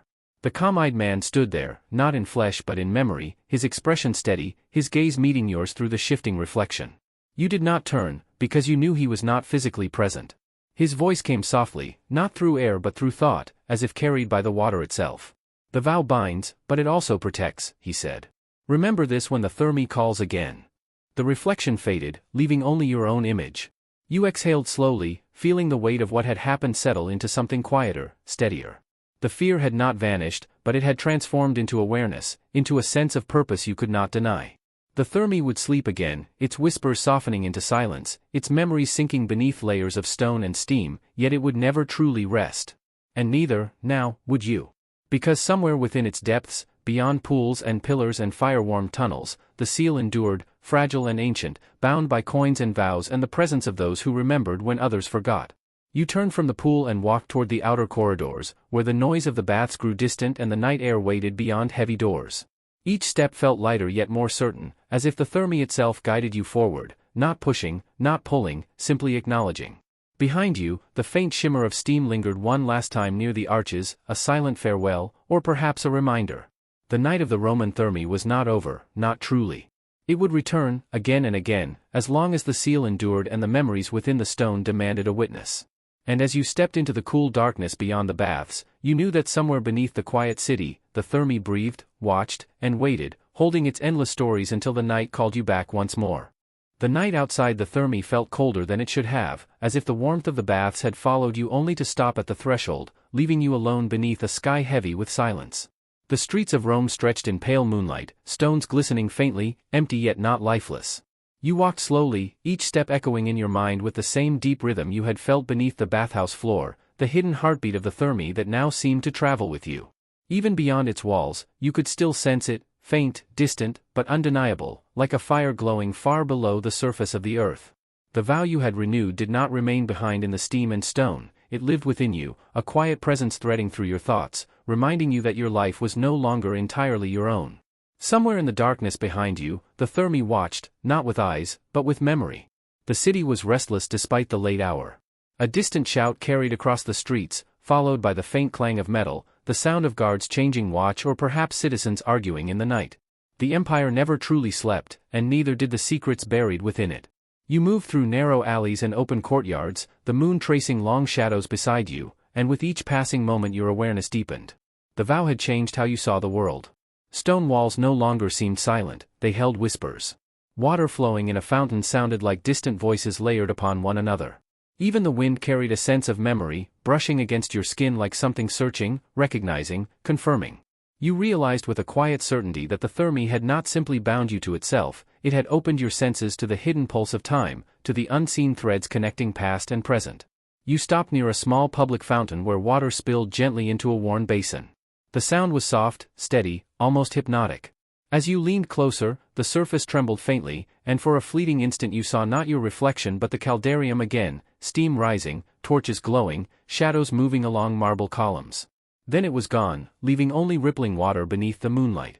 You stepped back, heart quickening, understanding that the Thermae's memory did not remain confined to its walls. It reached outward, touching places where water flowed, where stone endured, where heat and time intertwined. The seal you had renewed held something vast and ancient, something that sought to rise, and the Thermae used you as its living thread to monitor the world beyond its reach. A chill ran through you, and you became aware of footsteps approaching from the darkness. You turned, and for a moment the figure emerging from shadow seemed unfamiliar, then slowly resolved into the calm-eyed man. He stood beneath the moonlight, solid and real, his expression unchanged yet carrying a deeper weight than before. "You feel it now," he said quietly, as if continuing a conversation that had never ended. "The Thermae is not a place alone. It is a gate, a vessel, a memory that breathes." You nodded slowly, unable to deny what you sensed. "What lies beneath the seal?" you asked, the question forming from a fear you had not fully spoken even to yourself. The calm-eyed man did not answer immediately. He looked toward the distant silhouette of the bathhouse rising above rooftops, its outline dark against the sky. "Not a creature," he said at last. "Not a god. Something older than names. A force bound by vow and memory. Long ago, when Rome was young, it nearly surfaced. The Thermae was built not only for bathing, but for containment." His words settled heavily in your chest. "And if the seal breaks?" you asked. He turned back to you, and for the first time there was something like sorrow in his eyes. Then memory itself fractures. The past bleeds into the present. The living lose their place in time. You felt the truth of his words, not as logic but as a deep instinct, like standing at the edge of a vast unseen chasm. The Thermae was more than a building, more than a secret, it was a balance, fragile and ancient, held together by those who remembered and returned when called. You are not alone, the calm-eyed man continued softly. There were others before you. There will be others after. But tonight, the Thermae chose you to stand as witness. His figure seemed almost to fade in the moonlight, though he had not moved. Rest while you can. The seal holds, but time always moves. Before you could speak again, the wind shifted, and when you blinked, he was gone, leaving only empty street and the faint sound of water from the fountain. You stood in silence, absorbing the weight of what had been revealed. The city felt unchanged to any other eye, quiet streets, distant lamps, sleeping homes, but to you it pulsed with hidden depth, every stone layered with centuries, every shadow hinting at forgotten moments. You turned back toward the direction of the Thermae, though you did not walk there, simply feeling its presence like a distant fire in your chest. The vow did not demand constant return. It required readiness, awareness, remembrance. And now you understood why the Thermae called only at night, because night blurred the boundary between what is seen and what is remembered. As the hours passed, the eastern sky began to pale, the first hint of dawn touching the rooftops of Rome. The air grew softer, carrying the scent of morning, and with it the deep pulse of the Thermae faded slightly, retreating beneath layers of waking life. Yet it did not vanish. It remained within you, quiet and patient, like a sealed ember waiting for breath. You knew the day would come when the whisper returned, when the baths would call again, when the seal would tremble and memory would stir beneath stone and steam. And when that night arrived, you would return, not as a visitor, not as a stranger, but as witness, keeper, and bearer of the vow. The sun rose slowly, painting the city in gold, and for a moment everything seemed ordinary, peaceful, untouched by hidden forces. But deep beneath the heart of Rome, beneath pools and pillars and heated stone, the Thermae endured, breathing softly, holding its ancient secret, waiting for the night when its story would continue, and when you, bound by memory and vow, would once again step into the whispering darkness where time itself listened.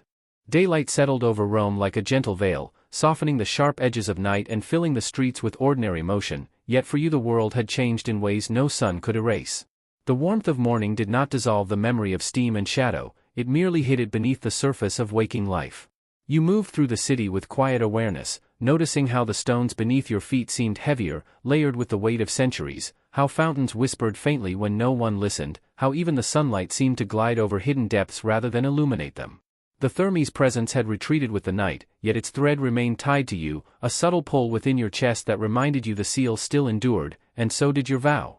You tried to lose yourself in the rhythms of the day, the calls of merchants, the distant clang of metal, the hum of voices, but beneath it all you sensed the slow turning of something ancient, like a wheel hidden beneath the earth, waiting for the hour when shadows would grow long again. As the day stretched on, a strange restlessness followed you, not fear, but anticipation, as if your senses were tuned to a deeper current beneath ordinary life. You passed a marketplace where water from a stone basin spilled continuously, and though others saw only a fountain, you heard faint echoes layered within its flow, whispers of laughter, fragments of forgotten conversations, the distant murmur of voices carried from the Thermae itself. You paused, watching the water ripple under sunlight, and for a brief moment the reflection shifted, showing not the bright sky but a dim torchlit corridor beneath stone. Then it vanished, leaving only clear water and the distant noise of the city. The Thermae was still speaking, even in daylight, though its voice was quieter, restrained, like a sleeper murmuring in dreams. Toward midday you found yourself drawn back toward the hill where the great baths stood, their vast structure rising above the surrounding buildings, majestic and silent under the sun. By day, the Thermae looked like a place of life and comfort, filled with visitors seeking warmth, water, and conversation. Nothing in its appearance hinted at the ancient presence hidden beneath its marble floors. You stood at a distance, watching people enter and leave, hearing the faint echo of splashing water carried through open arches, and felt the quiet certainty that two worlds existed within that structure, one for the living, one for memory. The vow did not compel you to enter, not in daylight, but it anchored your awareness to the place, reminding you that when night returned, so would the whisper. As evening approached, the sky darkened slowly, shadows lengthening across the city like ink spreading over parchment. A cool wind moved through the streets, and with it came the faintest pulse from beneath the earth, so subtle that no one else noticed. But you felt it immediately. The Thermae was stirring again, not in alarm, not in urgency, but in quiet motion, like a heart beginning to beat after long stillness.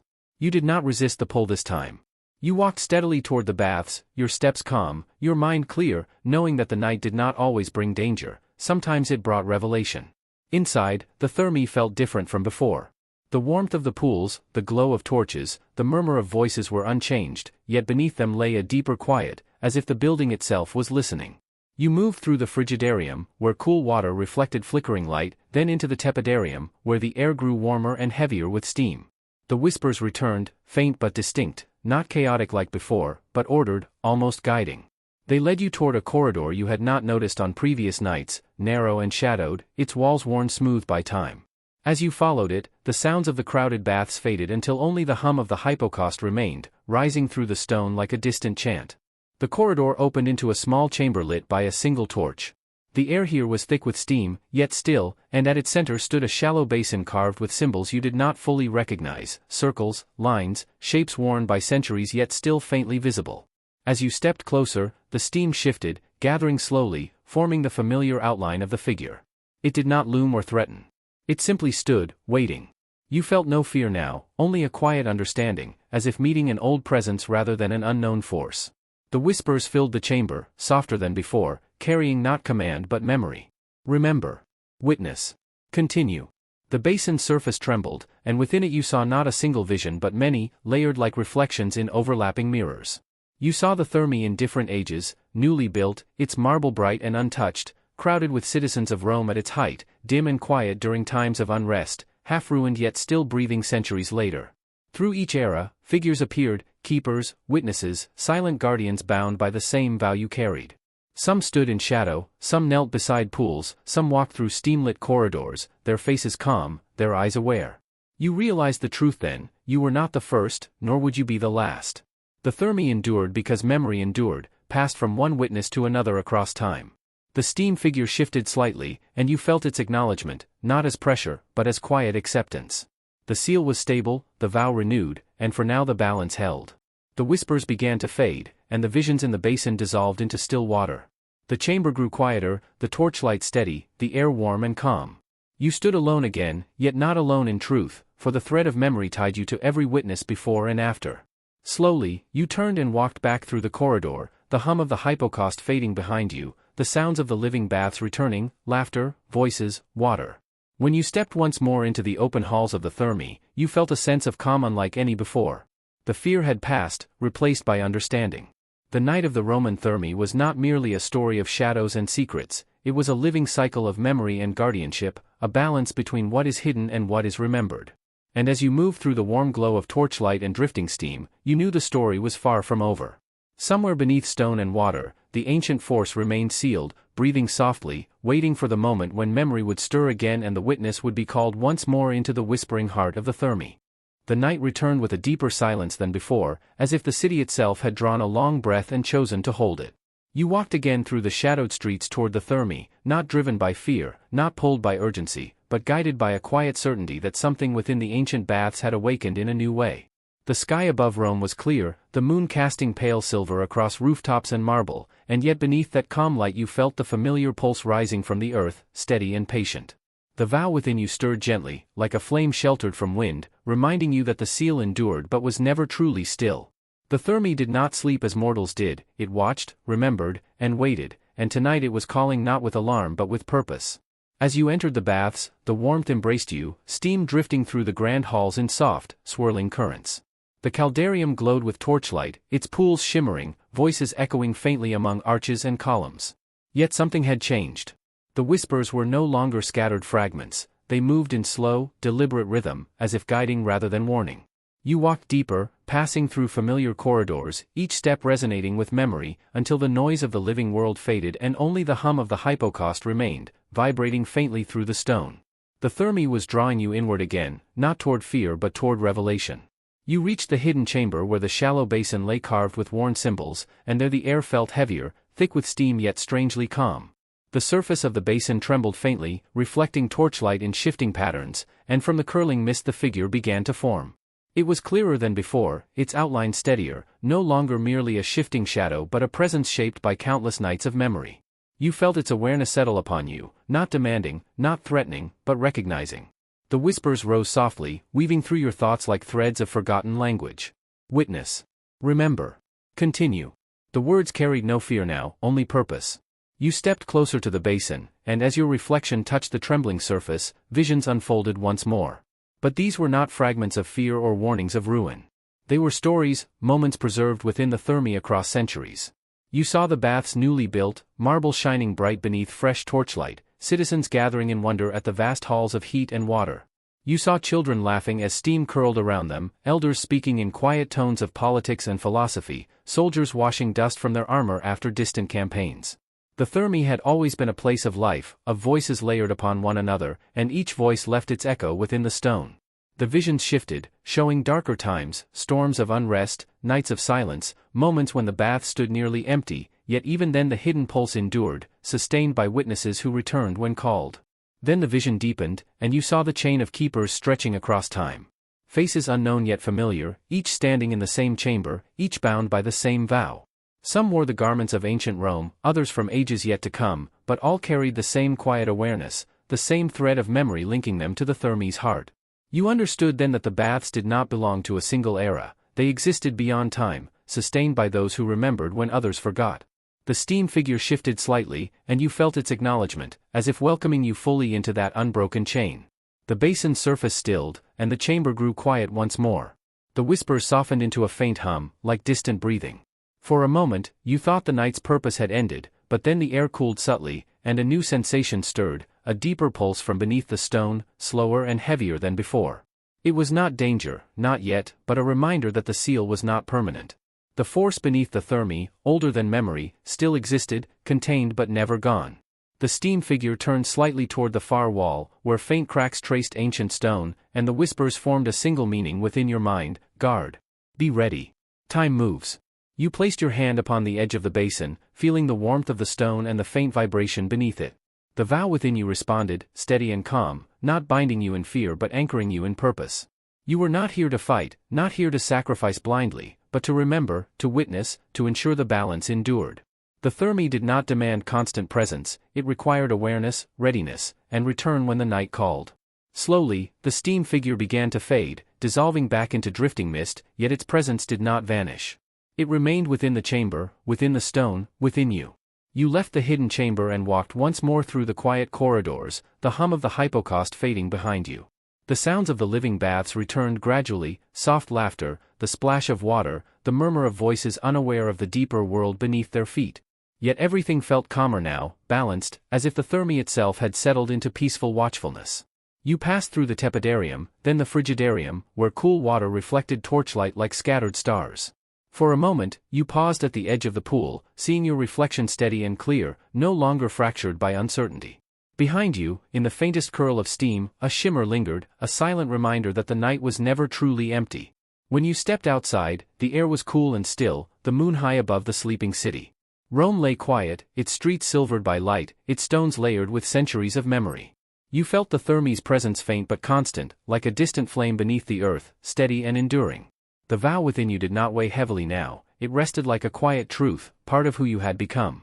The seal held, the balance endured, and the story of the Roman Thermae continued, carried not by stone alone but by those who remembered. You walked slowly into the night, aware that the call would return someday, perhaps when shadows grew long and whispers stirred once more beneath marble and steam. And when that night came, you would answer, not as a stranger, not as one afraid, but as witness, keeper, and living thread in the endless memory of the Thermae, where time itself breathed in silence and waited for the next chapter to unfold. The nights that followed did not feel ordinary, even when nothing seemed to happen. The city moved through its familiar rhythms, dawn markets, midday noise, evening quiet, but beneath it all you sensed the hidden current of the Thermae, steady and patient, like a deep river flowing beneath stone. The vow within you had grown quieter, no longer a burning weight but a constant presence, reminding you that the seal endured because memory endured. Yet on this night, as the sky darkened and the first stars appeared, a subtle shift stirred within that presence. It was not urgency, not fear, but a slow awakening, like a distant echo calling through layers of time. You felt it before you heard it, a faint vibration rising through the earth, the same ancient pulse that had drawn you before. The Thermae was calling again. You walked through the silent streets of Rome, your steps calm but purposeful, the moon casting long shadows across worn stone.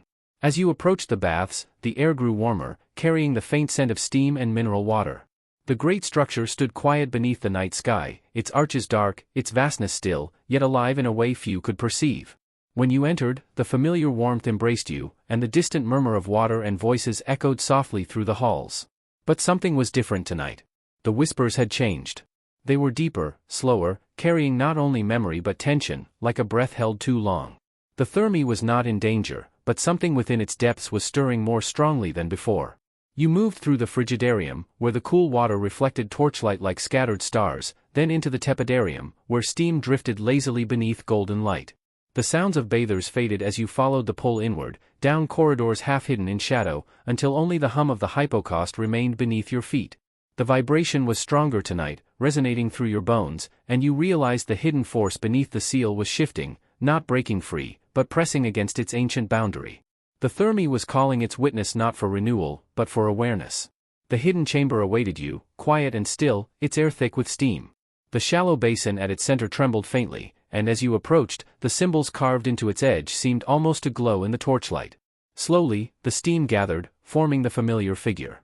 But tonight it appeared clearer, denser, its presence heavier than before. The whispers rose in unison, no longer fragmented but united in a single meaning: watch. Remember. Prepare. You felt no fear, only a deep, steady awareness, as if standing at the edge of a vast, unseen ocean. The basin's surface darkened, and visions emerged, shifting faster than before. You saw the Thermae across ages, crowded, empty, broken, restored, its form changing but its hidden heart enduring.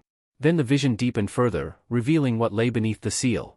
Not a creature, not a shape, but a presence like endless shadow, swirling slowly in a boundless space beneath stone and heat. It moved without form, like memory itself, vast and ancient, pressing gently against the invisible barrier that contained it. You understood then why the Thermae needed witnesses. The seal was not a wall, it was a balance, maintained by remembrance, by the living thread connecting past and present. Without memory, the boundary would weaken, and the shadow beneath would rise not in fury, but in quiet inevitability. The steam figure shifted closer, and a soft pressure filled your mind. Not command, not demand, but acknowledgement. You felt its awareness merge briefly with yours, showing you the countless nights when other witnesses had stood where you stood, feeling the same pulse, watching the same shadow beneath the seal. Some had faced stronger tremors, some quieter nights, yet all had returned when called. The Thermae did not seek to control time, it sought to preserve it, to keep past and present from dissolving into one another. The whispers softened, repeating a single truth: you are the memory that binds. The vision faded, and the basin grew still once more.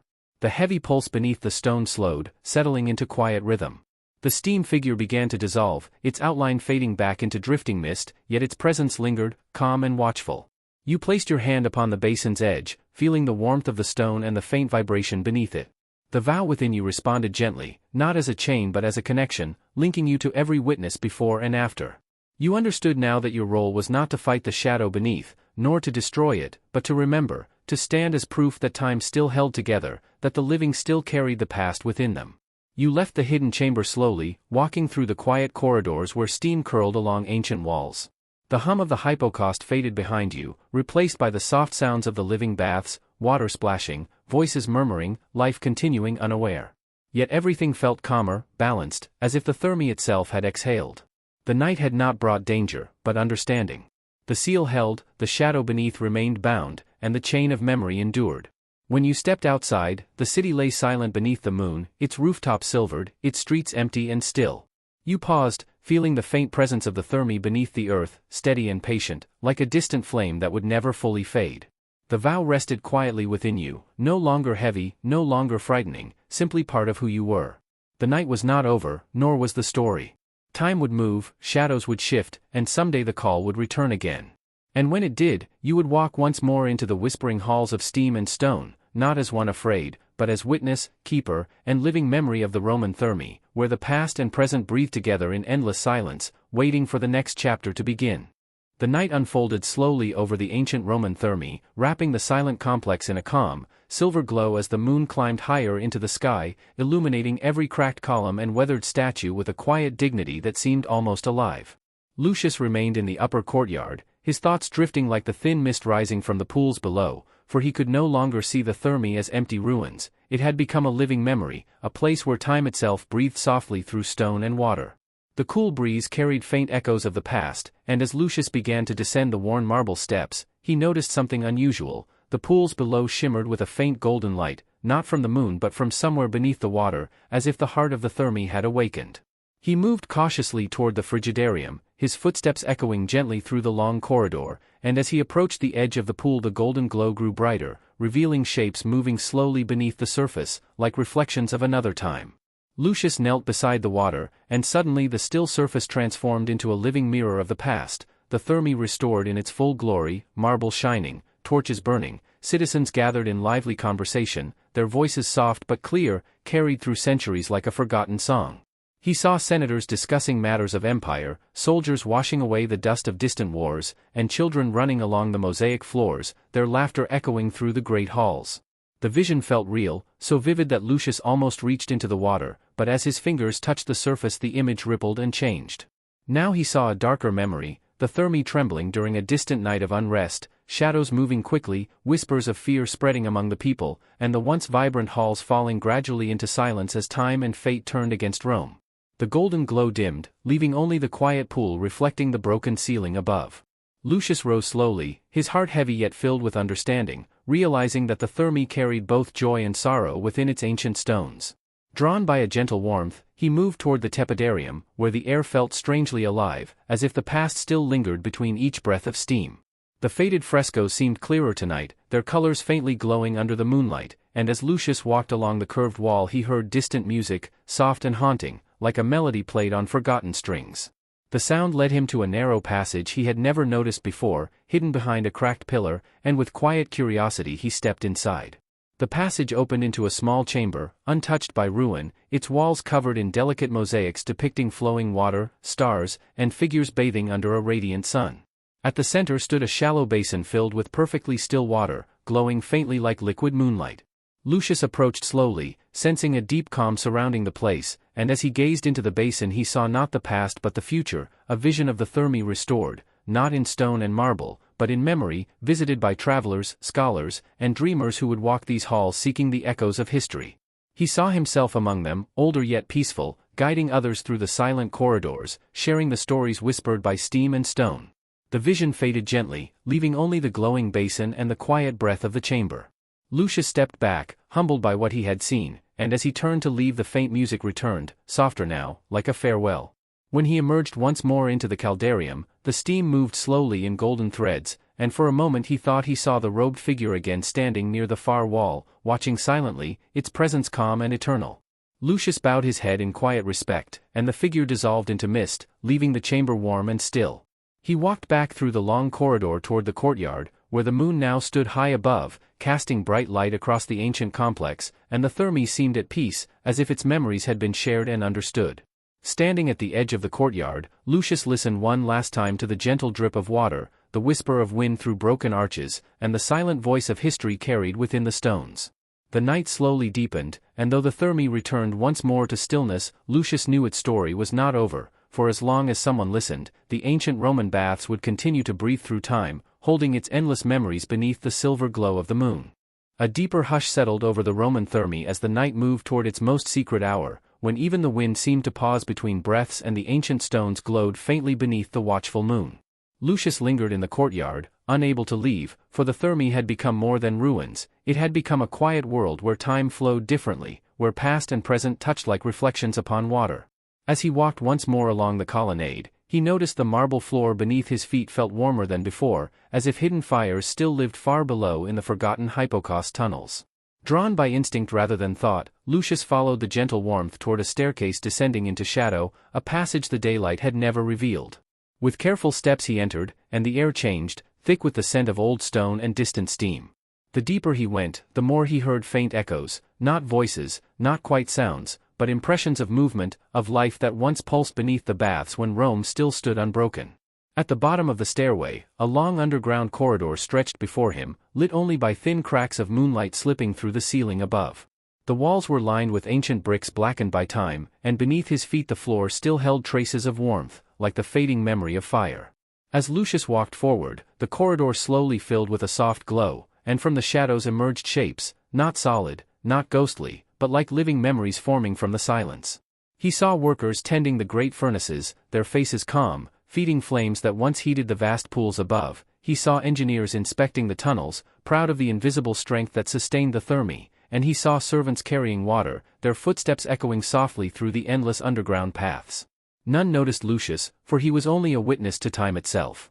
The glow brightened near the heart of the hypocaust, where a circular chamber opened beneath the caldarium, its ceiling supported by rows of small stone pillars rising like a forest of ancient columns. At the center lay the remains of a great furnace, long extinguished, yet tonight a faint ember flickered within its core. Lucius approached slowly, feeling both awe and sorrow, and as he stood before the silent furnace the ember pulsed gently, sending a warm golden light through the chamber. In that light he saw another vision, not of crowds or labor, but of stillness, the moment the fires had died centuries ago, when the Thermae fell quiet for the first time, when the last caretaker had walked these tunnels, leaving behind warmth, memory, and silence. The vision faded, but the ember continued to glow softly, as if time itself refused to let the heart of the Thermae fully die. Suddenly a faint sound echoed through the chamber, like water flowing through hidden channels, and Lucius turned to see a narrow stream of warm vapor rising from the stone floor, forming shapes in the air. The vapor gathered slowly into the familiar robed figure, its presence calm and luminous, neither shadow nor light, but something in between. It raised a hand, not in warning but in quiet guidance, and the chamber seemed to breathe with ancient rhythm. Lucius felt no fear, only understanding, as if the Thermae itself spoke without words, showing him that its life was never bound to marble or fire, but to memory and continuity. The figure moved toward a hidden archway at the far side of the chamber, and Lucius followed, passing into a narrow tunnel that curved upward through the earth. As they walked, the faint glow around them shifted from gold to pale silver, and the air grew cooler, fresher, until at last the tunnel opened into the frigidarium above. The pools were still, reflecting the moon like polished glass, and the robed figure paused at the water's edge before slowly dissolving into drifting mist that faded into the night air. Lucius stood alone once more, yet he no longer felt alone, for the Thermae had revealed its hidden heart, its quiet endurance beneath centuries of silence. He walked slowly through the great hall, past the empty pools and faded mosaics, listening to the gentle drip of water and the distant whisper of wind through broken arches. Above him, the stars shone clearly through the open roof, and the Thermae seemed no longer a ruin but a living memory suspended between worlds. Reaching the courtyard again, Lucius paused beneath the tall columns, watching as the first faint hint of dawn touched the eastern sky, turning the moonlight pale and soft. The night was ending, yet the story of the Thermae continued, carried in stone, steam, and silence, and Lucius knew he would return, for the ancient baths had accepted him not as a visitor, but as a listener to its endless whisper through time. Dawn did not arrive all at once, but crept softly over the ancient Roman Thermae, brushing the broken arches and silent pools with a pale silver light that slowly pushed the night into memory. Lucius stood beneath the tall columns of the courtyard, watching as the eastern sky brightened, yet something within the Thermae remained unchanged, as if the spirit of night still lingered in its hidden corners. The air felt calm, almost watchful, and though the visions of the night had faded, their presence remained within him like echoes that refused to disappear. As he began to walk once more through the great hall, the pools reflected not only the soft morning light but faint traces of movement, as though time itself had not fully settled. The frigidarium lay quiet, its waters smooth and clear, yet when Lucius paused beside the edge he noticed gentle ripples forming without wind, spreading slowly across the surface like whispered signals from the past. He knelt, and for a brief moment the water revealed a fleeting image, not of crowds or labor, but of travelers from distant ages standing where he now stood, scholars sketching the ruins, wanderers listening to the silence, and storytellers sharing the memory of Rome long after its empire had faded. The image vanished quickly, leaving only the still water and the reflection of the growing dawn. Lucius rose and moved toward the tepidarium, where the warmth had faded but not disappeared, lingering faintly in the ancient stones. The faded frescoes along the wall seemed softer in the morning light, their colors whispering stories of life, celebration, and quiet human moments once shared within these halls. As Lucius walked slowly beneath the curved ceiling, he heard a faint sound behind him, the distant echo of footsteps, calm and unhurried. He turned, expecting emptiness, yet for a heartbeat he thought he saw figures moving through the mist, citizens of another age passing gently through time, unaware of his presence, continuing their timeless rituals of rest and renewal. The vision dissolved like breath in cool air, and the hall returned to silence. Drawn by quiet instinct, Lucius entered the caldarium, where the great chamber stood bathed in soft golden dawn. The steam was gone, yet the room did not feel empty, instead it felt peaceful, complete, as if the Thermae had spoken all it wished to say. He walked to the center of the chamber, where light fell through the broken dome above, forming a circle of brightness upon the floor. Standing within it, Lucius closed his eyes, and in that stillness he felt the Thermae breathe, slow, ancient, eternal, carrying within it centuries of voices, footsteps, laughter, and silence woven into one endless memory. In his mind he saw again the hidden furnace, the glowing basin, the robed figure, and the countless lives that had passed through these halls, each leaving behind a trace too gentle for time to erase. When he opened his eyes, the chamber was quiet, yet he felt changed, as if he had become part of the Thermae story, a living witness bound to its memory. Slowly he walked back toward the courtyard, where the sky now glowed with the soft colors of early morning, and birds began to stir among the distant ruins. The Thermae stood calm and silent, no longer wrapped in mystery but in quiet dignity, its ancient stones warmed by the first light of day. Lucius paused at the entrance, turning once more to look upon the great baths, and for a fleeting instant he thought he saw the faint outline of the robed figure standing within the colonnade, not shadow, not light, but memory itself watching in silence. Then it faded, leaving only the stillness of morning. Lucius stepped beyond the courtyard into the awakening world, yet he carried the Thermae within him, its whispers, its visions, and its endless breath through time. Though day had come, he knew the night would return, and with it the silent voice of the ancient Roman baths would rise again, waiting patiently for the listener who would walk its halls beneath the moon and hear the story that never truly ends. Evening returned gently over the ancient Roman Thermae, painting the weathered stones with soft amber light as the sun slipped beyond the distant horizon, and with its fading warmth came the quiet sense that the baths were awakening once more, not with sound or motion, but with memory. Lucius walked slowly along the familiar path toward the great courtyard, feeling a strange calm within him, as if the Thermae had called him back through the silent passage of the day. The air was cooler now, carrying the faint scent of old marble and drifting dust, and as the first shadows lengthened across the broken columns, the pools began to reflect the deepening sky like mirrors of dark glass. He paused beside the frigidarium, watching as the first star appeared above the shattered roof, and with it came a gentle ripple across the water, spreading outward in slow circles, as though the Thermae itself stirred from a long breath. Lucius stepped closer, and the reflection in the pool shifted, revealing once more a vision of another time, torches glowing along the marble walls, citizens gathering in quiet conversation, their voices low and peaceful, their presence warm and alive. He saw scholars reading scrolls near the water's edge, soldiers resting in silence after distant journeys, and elders speaking softly of Rome's glory beneath the golden light of evening. The vision shimmered, then deepened, showing not celebration but reflection, the Thermae in a time of uncertainty, when whispers of change drifted through its halls, and the once eternal empire began to feel the slow hand of fate. The torches dimmed, the voices faded, and the pool returned to stillness beneath the rising moon. Lucius moved onward into the tepidarium, where the air felt alive with gentle warmth, and the faded frescoes along the curved walls seemed to glow faintly in the twilight.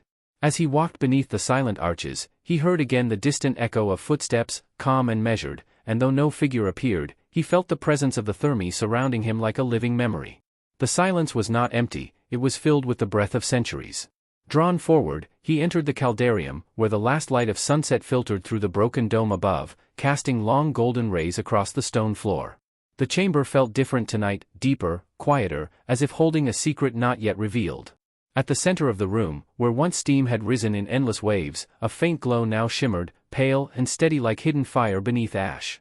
Lucius approached slowly, and as he stood within the glow, the chamber seemed to shift around him, not in form but in feeling, as if time itself bent gently for a single moment. He saw a final vision of the Thermae in its living days, not crowded or loud, but calm and harmonious, a place where people came not only to cleanse their bodies but to rest their spirits, to share stories, to listen, to belong.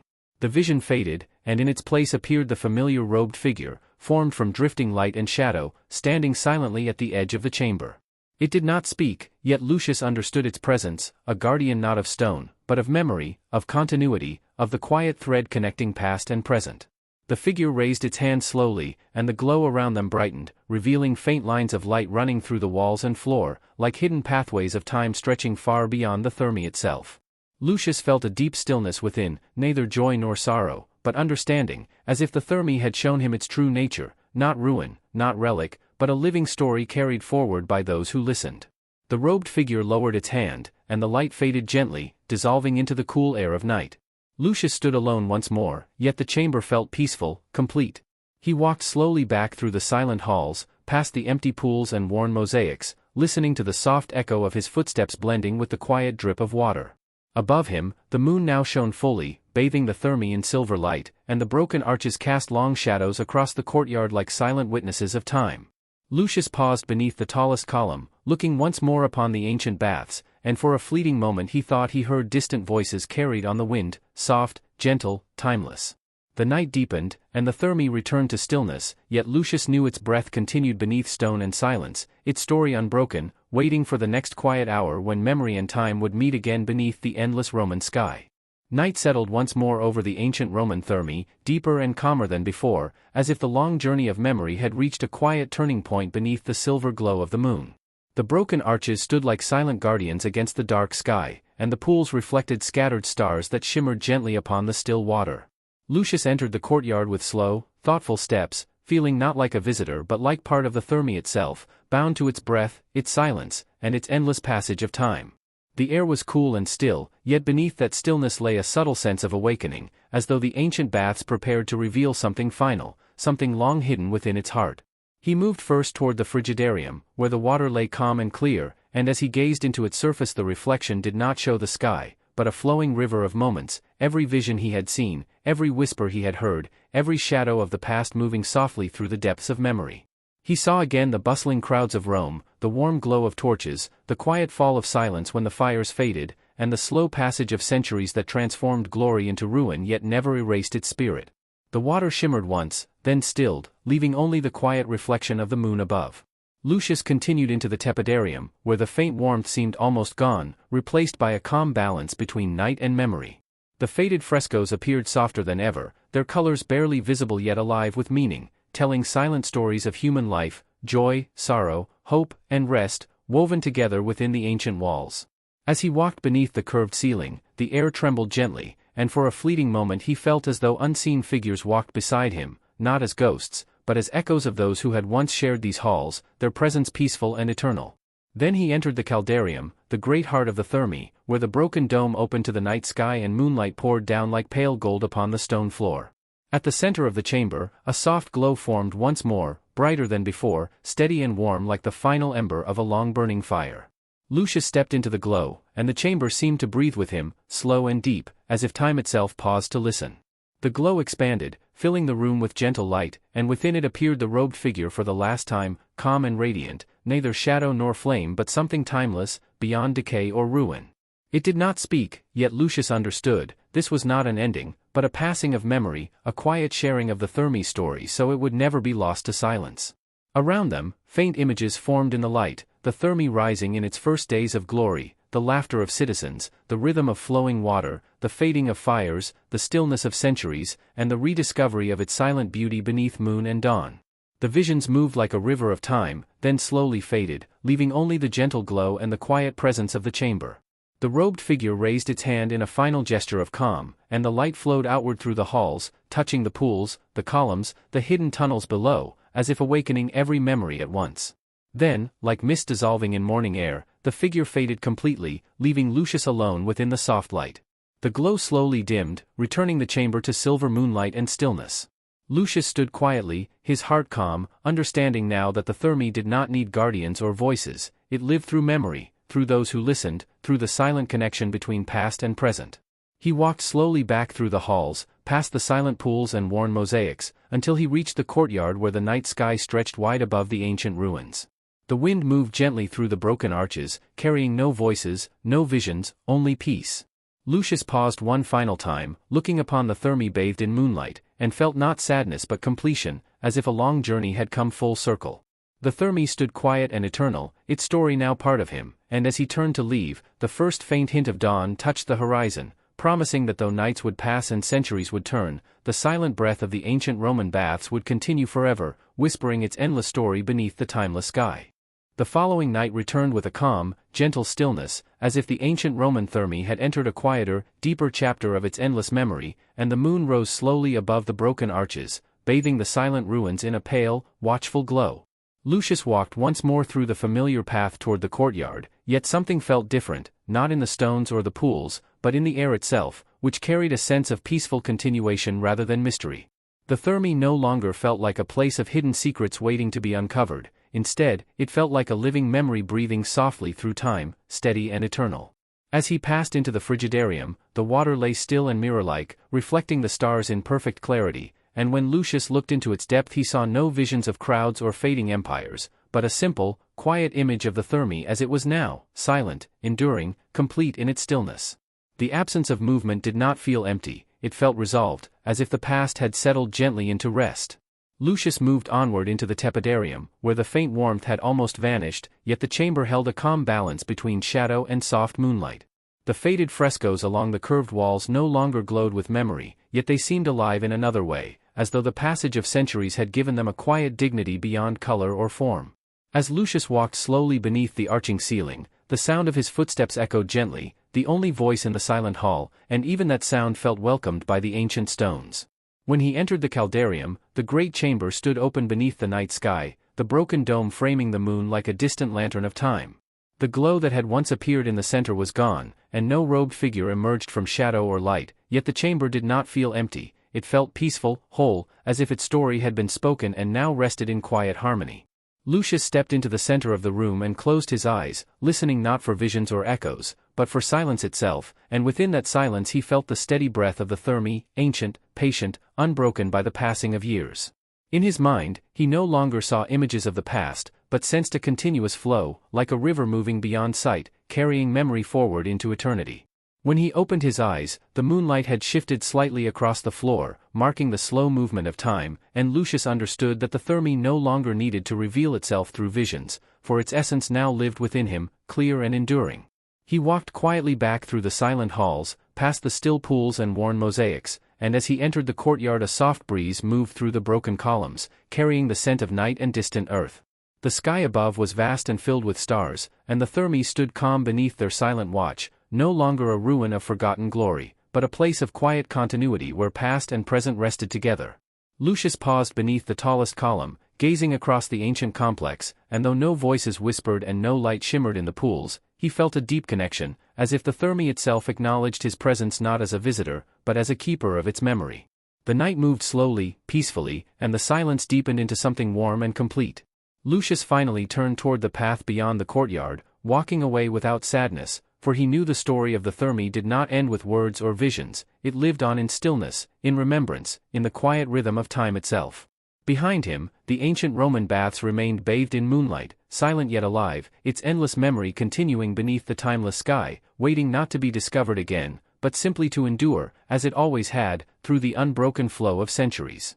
The night returned once more to the ancient Roman Thermae, calm and endless beneath a sky brushed with quiet stars, and the ruins stood wrapped in silver light, breathing softly through the passage of time. Lucius came again, though not with the curiosity of earlier nights, but with a peaceful understanding, as if he had become part of the Thermae's rhythm, drawn not by mystery but by memory itself. The courtyard welcomed him in silence, its broken columns standing tall like patient witnesses to centuries that had come and gone, and the cool air carried the faint whisper of wind moving through ancient stone. As Lucius stepped toward the frigidarium, the still water reflected the moon with perfect clarity, yet tonight the reflection felt deeper, as if beneath its quiet surface lay not visions but the steady flow of time itself. He paused beside the pool and watched as a faint ripple moved outward, gentle and slow, and within that ripple he sensed the countless nights that had passed before his own, the countless mornings that had followed, each leaving behind a trace too soft to be seen yet impossible to erase. The water stilled again, holding only the calm reflection of the sky, and Lucius continued onward into the tepidarium, where the air felt balanced between warmth and coolness, like a memory suspended between past and present. The faded frescoes seemed almost transparent in the moonlight, their ancient colors softened by centuries, yet their silent beauty remained, untouched by time's slow hand. As he walked beneath the curved ceiling, the quiet echo of his footsteps blended with the distant hush of night, and for a moment he felt as though the Thermae itself listened, not with ears but with the silent awareness of stone and space. The hall felt neither empty nor full, but complete in its stillness. Lucius entered the caldarium, the heart of the Thermae, where the broken dome framed the moon high above, casting soft light across the worn floor.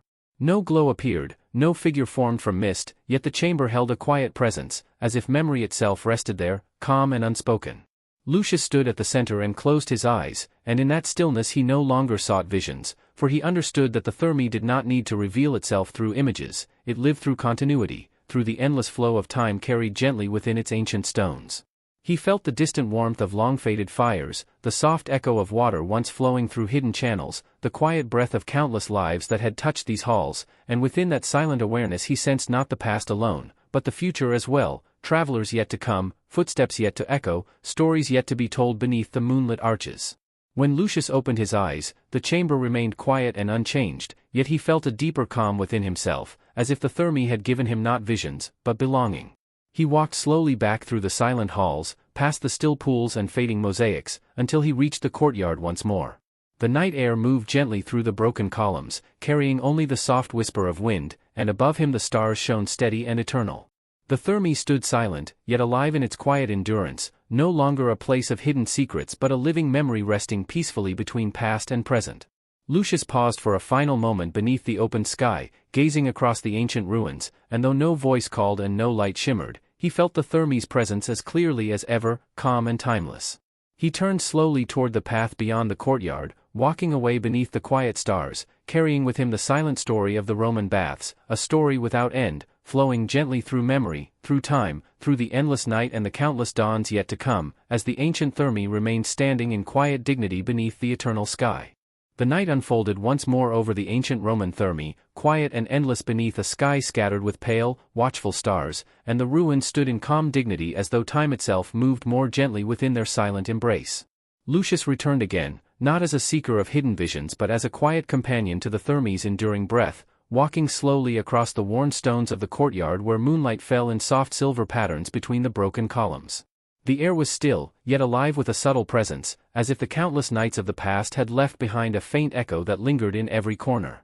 As he stepped toward the frigidarium, the great pool lay smooth as glass, reflecting the moon and stars with perfect clarity, and when Lucius gazed into its depth he felt not images but a quiet movement within time itself, like a river flowing beneath the surface of memory.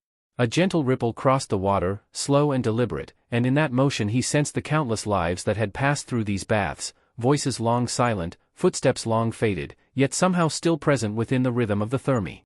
The ripple faded, leaving only stillness, and Lucius moved onward into the tepidarium, where the air rested in calm balance between warmth and cool shadow. The faded frescoes along the curved wall seemed softer than ever, their ancient colors nearly lost to time, yet their silent beauty remained, untouched and patient. As Lucius walked beneath the arching ceiling, the quiet echo of his footsteps blended with the distant hush of night, and he felt as though the Thermae itself listened, not as a living being, but as a memory shaped by centuries of human presence. The hall felt complete in its stillness, neither empty nor full, but suspended between what had been and what would come.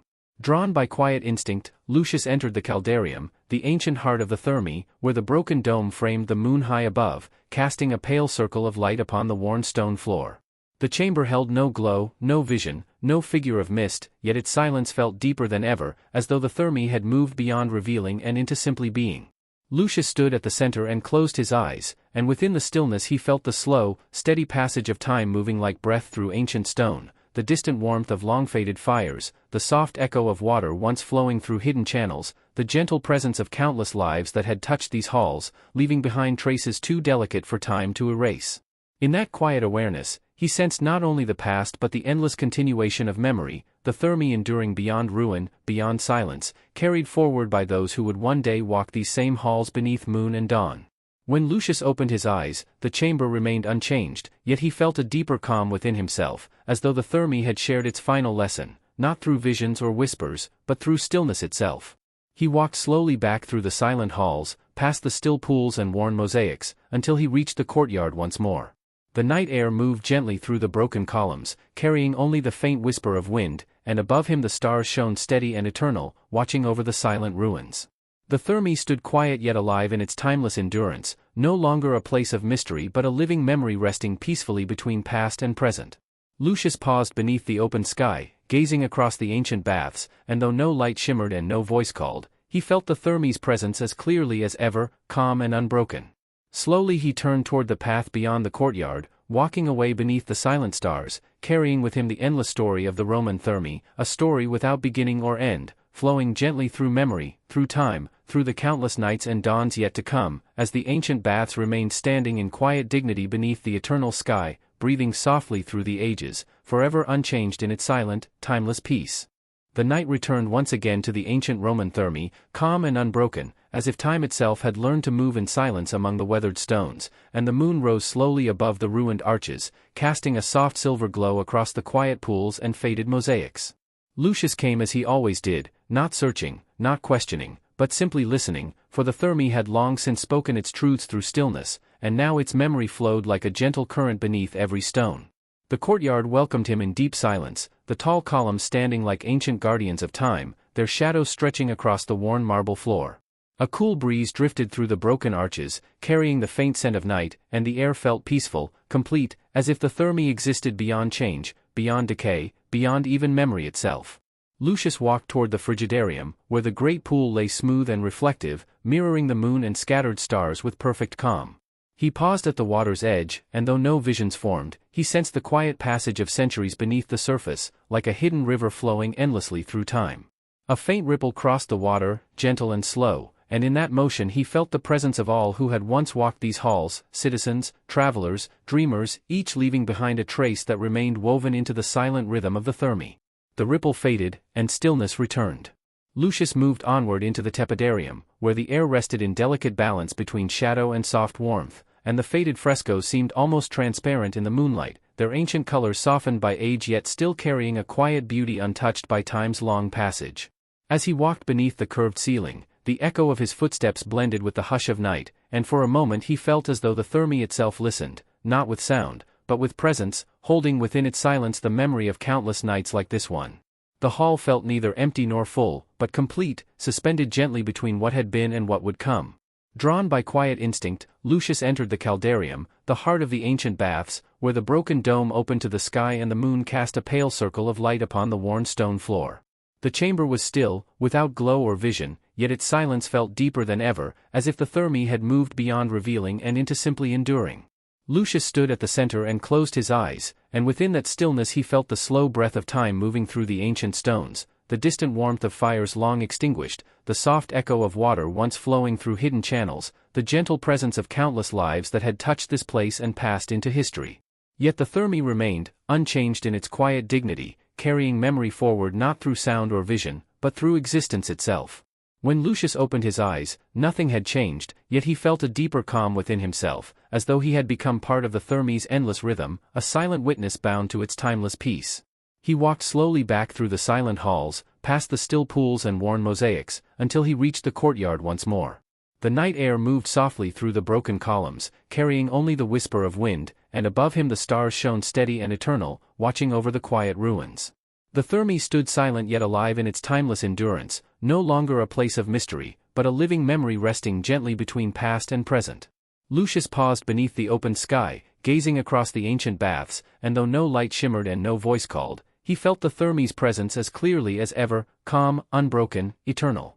Slowly he turned toward the path beyond the courtyard, walking away beneath the silent stars, carrying with him the endless story of the Roman Thermae, a story without beginning or end, flowing softly through memory, through time, through the countless nights and dawns yet to come, while the ancient baths remained standing in quiet dignity beneath the eternal sky, breathing gently through the ages in perfect, timeless stillness. Another night unfolded over the ancient Roman Thermae, gentle and unbroken, as though the quiet rhythm of time had settled into a calm and endless flow among the weathered stones, and the moon rose once more above the shattered arches, bathing the silent ruins in a pale, watchful glow. Lucius returned without haste, guided not by curiosity or wonder, but by a deep, familiar peace, for the Thermae had long since become part of his own quiet understanding of time and memory. The courtyard lay still, its tall columns casting long silver shadows across the worn marble, and the cool night air drifted softly through the broken colonnades, carrying nothing but silence and the faint breath of history.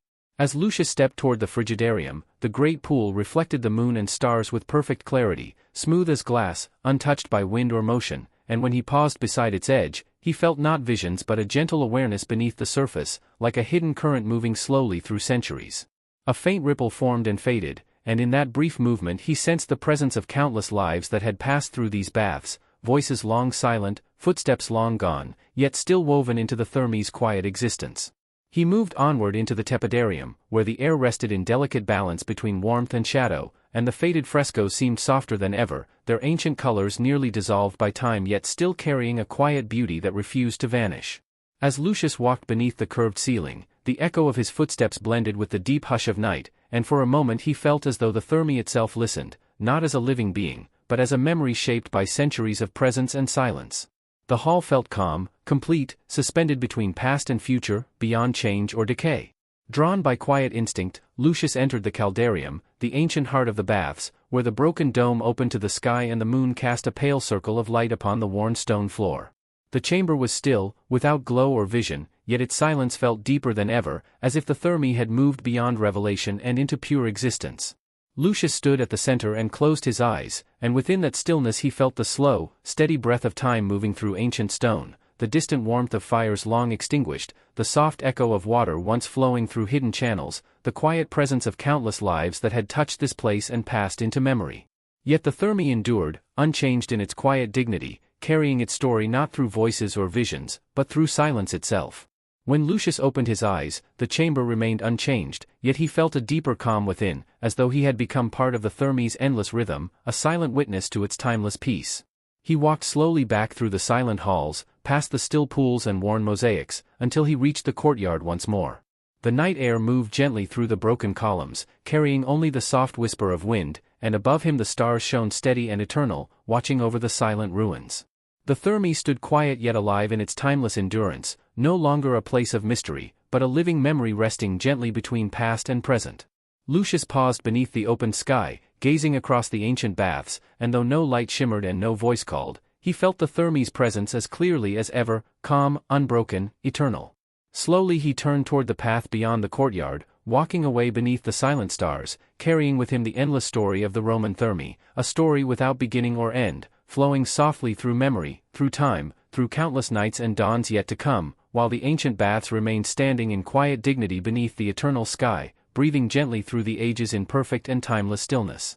The night arrived once again over the ancient Roman Thermae, soft and unhurried, as though the world itself had grown quiet to listen to the silent breath of time moving through the weathered stones, and the moon rose slowly above the broken arches, casting a gentle silver light across the still pools and faded mosaics.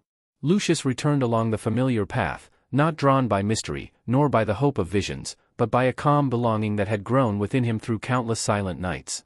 The courtyard stood peaceful beneath the open sky, its tall columns unmoving, their shadows stretching long across the worn marble floor, and the air carried only the faint whisper of wind drifting through ancient stone. As Lucius stepped toward the frigidarium, the great pool lay smooth and reflective like polished glass, holding the moon and stars within its quiet surface. He paused at the edge, and though no vision appeared, he felt the deep flow of memory beneath the still water, like a hidden river moving slowly through centuries, carrying voices, footsteps, and forgotten moments into eternity. A faint ripple formed and vanished, leaving only calm reflection, and Lucius moved onward into the tepidarium, where the air rested in delicate balance between warmth and cool shadow. The faded frescoes seemed softer than ever, their ancient colors nearly faded into silence, yet still holding a quiet beauty untouched by time. As he walked beneath the curved ceiling, the echo of his footsteps blended with the deep hush of night, and for a moment he felt as though the Thermae itself listened, not as a living presence, but as a memory shaped by countless lives that had passed through these halls. The chamber felt complete, suspended gently between past and future, beyond change, beyond decay. Drawn by quiet instinct, Lucius entered the caldarium, the silent heart of the baths, where the broken dome opened to the sky and moonlight fell in a pale circle upon the worn stone floor. The chamber held no glow, no vision, yet its silence felt deeper than ever, as if the Thermae had moved beyond revealing and into simply enduring. Lucius stood at the center and closed his eyes, and within that stillness he felt the slow breath of time moving through ancient stone, the distant warmth of fires long extinguished, the faint echo of water once flowing through hidden channels, the quiet presence of countless lives that had touched this place and passed into memory. The Thermae endured not through sound or image, but through existence itself, calm and unbroken. When Lucius opened his eyes, nothing had changed, yet he felt a deeper peace within, as though he had become part of the Thermae's endless rhythm, a silent witness to its timeless stillness. He walked slowly back through the silent halls, past the quiet pools and worn mosaics, until he reached the courtyard once more. The night air moved softly through the broken columns, carrying only the whisper of wind, and above him the stars shone steady and eternal, watching over the ancient ruins. The Thermae stood silent yet alive in its quiet endurance, no longer a place of hidden mystery, but a living memory resting gently between past and present. Lucius paused beneath the open sky, gazing across the ancient baths, and though no light shimmered and no voice called, He felt the Therme's presence as clearly as ever, calm, unbroken, eternal. Slowly he turned toward the path beyond the courtyard, walking away beneath the silent stars, carrying with him the endless story of the Roman Thermae, a story without beginning or end, flowing softly through memory, through time, through countless nights and dawns yet to come, while the ancient baths remained standing in quiet dignity beneath the eternal sky, breathing gently through the ages in perfect, timeless peace. Night returned once more to the ancient Roman Thermae, calm and endless, as though the slow breath of time had woven itself into every worn stone and silent pool, and the moon rose gently above the broken arches, bathing the quiet ruins in a soft silver glow. Lucius walked again along the familiar path, his steps unhurried, his presence no longer that of a visitor but of one who belonged to the silent rhythm of the Thermae itself. The courtyard lay peaceful beneath the open sky, its tall columns standing like patient guardians of memory, their long shadows stretched across the marble floor. The air was still, carrying only the faint whisper of night wind moving through ancient stone, and within that stillness Lucius felt the quiet continuity of countless nights before his own. He moved toward the frigidarium, where the great pool rested smooth as glass, reflecting the moon and distant stars with perfect clarity. Pausing at the water's edge, he gazed into its silent depth and felt not visions but the steady flow of time beneath the surface, like an unseen river carrying centuries forward without sound. A faint ripple passed across the water and faded, leaving only calm reflection, and Lucius continued into the tepidarium, where the air rested in delicate balance between warmth and shadow. The faded frescoes along the curved wall seemed almost transparent in the moonlight, their ancient colors softened by age yet still holding a quiet beauty untouched by decay. As Lucius walked beneath the arching ceiling, the echo of his footsteps blended with the deep hush of night, and for a moment he felt as though the Thermae itself listened, not with voice or movement, but with the silent awareness of memories shaped by countless lives. The hall felt complete, suspended gently between what had been and what would come. Drawn forward by quiet instinct, Lucius entered the caldarium, the ancient heart of the baths, where the broken dome opened to the sky and the moon cast a pale circle of light upon the worn stone floor. The chamber was still, without glow or vision, yet its silence felt deeper than ever, as though the Thermae had moved beyond revealing and into simply enduring. Lucius stood at the center and closed his eyes, and within that stillness he felt the slow breath of time moving through ancient stone, the distant warmth of fires long extinguished, the faint echo of water once flowing through hidden channels, the quiet presence of countless lives that had touched this place and passed into memory. The Thermae endured not through sound or image, but through existence itself, calm and unbroken. When Lucius opened his eyes, the chamber remained unchanged, yet he felt a deeper peace within, as though he had become part of the Thermae's endless rhythm, a silent witness to its timeless stillness. He walked slowly back through the silent halls, past the quiet pools and worn mosaics, until he reached the courtyard once more.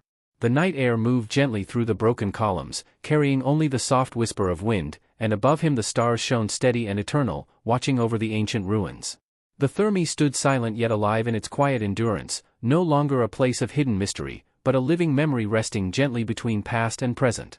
Lucius paused beneath the open sky, gazing across the ancient baths, and though no light shimmered and no voice called, he felt the Thermae's presence as clearly as ever, calm, unbroken, eternal.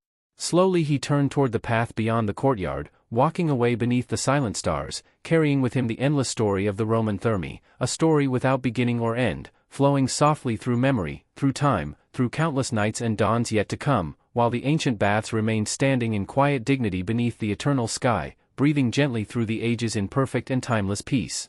Night returned again over the ancient Roman Thermae, soft and unhurried, as if time itself had slowed to match the quiet rhythm of the ruins, and the moon rose above the shattered arches, casting gentle silver light across the silent pools, worn mosaics, and fractured columns. Lucius walked slowly along the familiar courtyard path, no longer guided by curiosity or wonder, but by a deep, enduring sense of belonging that had grown through countless nights spent within the Thermae's stillness. The air was cool and calm, carrying only the faint whisper of wind drifting through the open arches, and with each step he felt the quiet presence of centuries lingering in every stone. As he approached the frigidarium, the great pool lay perfectly still, reflecting the moon and distant stars like polished glass. He paused at the water's edge, gazing into its surface, and though no visions appeared, he sensed the slow, steady flow of time beneath, as though an invisible river carried the countless lives, voices, and footsteps that had once filled the baths through the long march of history. A subtle ripple spread across the water, then faded into stillness, and Lucius moved onward into the tepidarium, where the air rested in delicate balance between warmth and shadow. The faded frescoes along the curved wall seemed softer than ever under the pale moonlight, their ancient color subdued by centuries, yet still bearing a quiet, unspoken beauty that refused to vanish.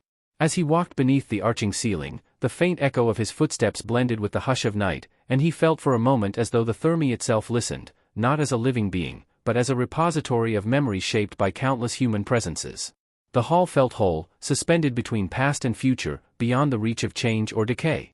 Drawn instinctively forward, Lucius entered the caldarium, the heart of the ancient baths, where the broken dome opened to the night sky, and the moonlight formed a pale circle upon the worn stone floor. The chamber was still, without glow or figure, yet its silence felt profound, deeper than any vision could convey, as though the Thermae had moved beyond revealing itself into pure endurance. Standing at the center, Lucius closed his eyes and felt the slow breath of time flowing through the ancient stone, the distant warmth of fires long extinguished, the gentle echo of water that had once traveled unseen through hidden channels, the quiet presence of innumerable lives that had touched these halls and passed into memory. The Thermae endured not through voices or visions but through the steadfast presence of its existence, calm, unbroken, eternal. When Lucius opened his eyes, nothing had changed, yet he felt a quiet peace, as if he had become part of the Thermae's endless rhythm, a silent witness to its timeless pulse. He walked slowly back through the silent halls, past the still pools and faded mosaics, until he reached the courtyard once more. The night air moved gently through the broken columns, carrying only the soft whisper of wind, and above him the stars shone steady and eternal, their light tracing the edges of the ruins with quiet constancy. The Thermae stood silent yet alive in its enduring presence, no longer merely a ruin or relic, but a living memory resting gracefully between past and present. Lucius paused beneath the open sky, gazing across the ancient baths, and though no voice called and no light shimmered, he felt the Thermae's presence as clearly as ever, steady, unbroken, eternal. Slowly, he turned toward the path beyond the courtyard, walking away beneath the silent stars, carrying with him the endless story of the Roman Thermae, a story without beginning or end, flowing gently through memory, through time, through countless nights and dawns yet to come, while the ancient baths remained standing in quiet dignity beneath the eternal sky, breathing softly through the ages in perfect, timeless stillness. Night descended once more upon the ancient Roman Thermae, calm and unbroken, as though the very stones had grown accustomed to centuries of silence, and the moon rose slowly above the shattered arches, casting its pale light across the still pools, the fractured mosaics, and the tall columns that stood like watchful sentinels over the ruins.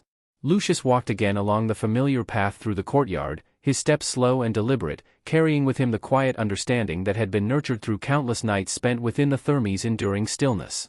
The air was cool and gentle, carrying only the soft whisper of wind drifting through open arches, and with each step he felt the presence of centuries linger in every stone, as though time itself had chosen this place to rest and breathe. He approached the frigidarium, where the pool lay perfectly still, reflecting the moon and scattered stars as though the sky itself had descended into the water. Pausing at the water's edge, he looked into the calm surface and felt the unbroken flow of time beneath it, like a silent river carrying the lives, footsteps, and whispers of those who had once walked these halls into eternity.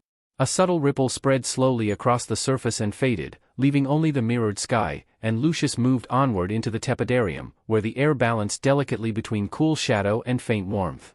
The faded frescoes on the curved wall seemed softer in the silver light, their colors subdued by centuries yet holding a quiet beauty that spoke not of glory but of endurance. As he walked beneath the arching ceiling, the echo of his footsteps blended with the deep hush of night, and he sensed the Thermae listening, not as a living being, but as a vessel of memory shaped by countless presences that had come before him. The hall felt complete in its stillness, suspended between past and future, beyond the reach of decay or change. Drawn by quiet instinct, Lucius entered the caldarium, the heart of the baths, where the broken dome opened to the night sky, and the moonlight formed a pale circle upon the worn stone floor. The chamber was silent, without glow or figure, yet its stillness was deeper than any vision could convey, as if the Thermae had moved beyond showing itself into pure endurance.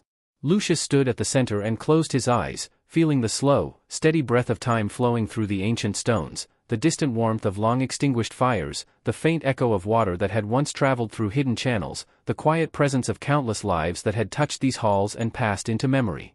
The Thermae endured not through voices or images, but through the steadfast weight of its existence, calm and unbroken, eternal. When Lucius opened his eyes, the chamber remained unchanged, yet he felt a profound peace, as if he had become part of the Thermae's endless rhythm, a silent witness to its timeless pulse. He walked slowly back through the quiet halls, past the still pools and worn mosaics, until he reached the courtyard once more. The night air drifted gently through the broken columns, carrying only the faint whisper of wind, and above him the stars shone steady and eternal, tracing the edges of the ruins with quiet constancy. The Thermae stood silent yet alive in its enduring presence, no longer a mere relic or ruin, but a living memory resting gracefully between past and present. Lucius paused beneath the open sky, gazing across the ancient baths, and though no voice called and no light shimmered, he felt the Thermae's presence as clearly as ever, steady, unbroken, eternal. Slowly, he turned toward the path beyond the courtyard, walking away beneath the silent stars, carrying with him the endless story of the Roman Thermae, a story without beginning or end, flowing gently through memory, through time, through countless nights and dawns yet to come, while the ancient baths remained standing in quiet dignity beneath the eternal sky, breathing softly through the ages in perfect, timeless stillness, a sanctuary of memory and silence that would endure forever beneath the moon's soft light. The night stretched once more over the ancient Roman Thermae, vast and unbroken, as though the centuries themselves had paused to honor the quiet endurance of stone and water, and the moon rose slowly above the fractured arches, casting a serene silver glow across the still pools, the worn mosaics, and the tall columns standing like timeless sentinels over the ruins.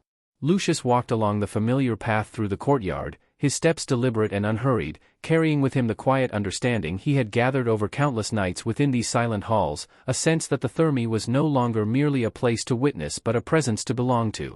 The air was cool and gentle, carrying only the faintest whisper of wind drifting through open arches, yet every stone seemed alive with memory, as though the Thermae itself exhaled slowly beneath the quiet sky.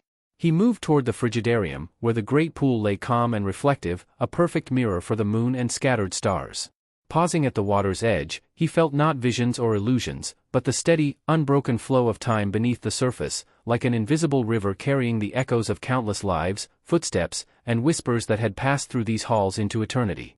A subtle ripple spread across the water and faded, leaving the mirrored sky still and calm, and Lucius continued into the tepidarium, where the air balanced delicately between cool shadow and faint warmth.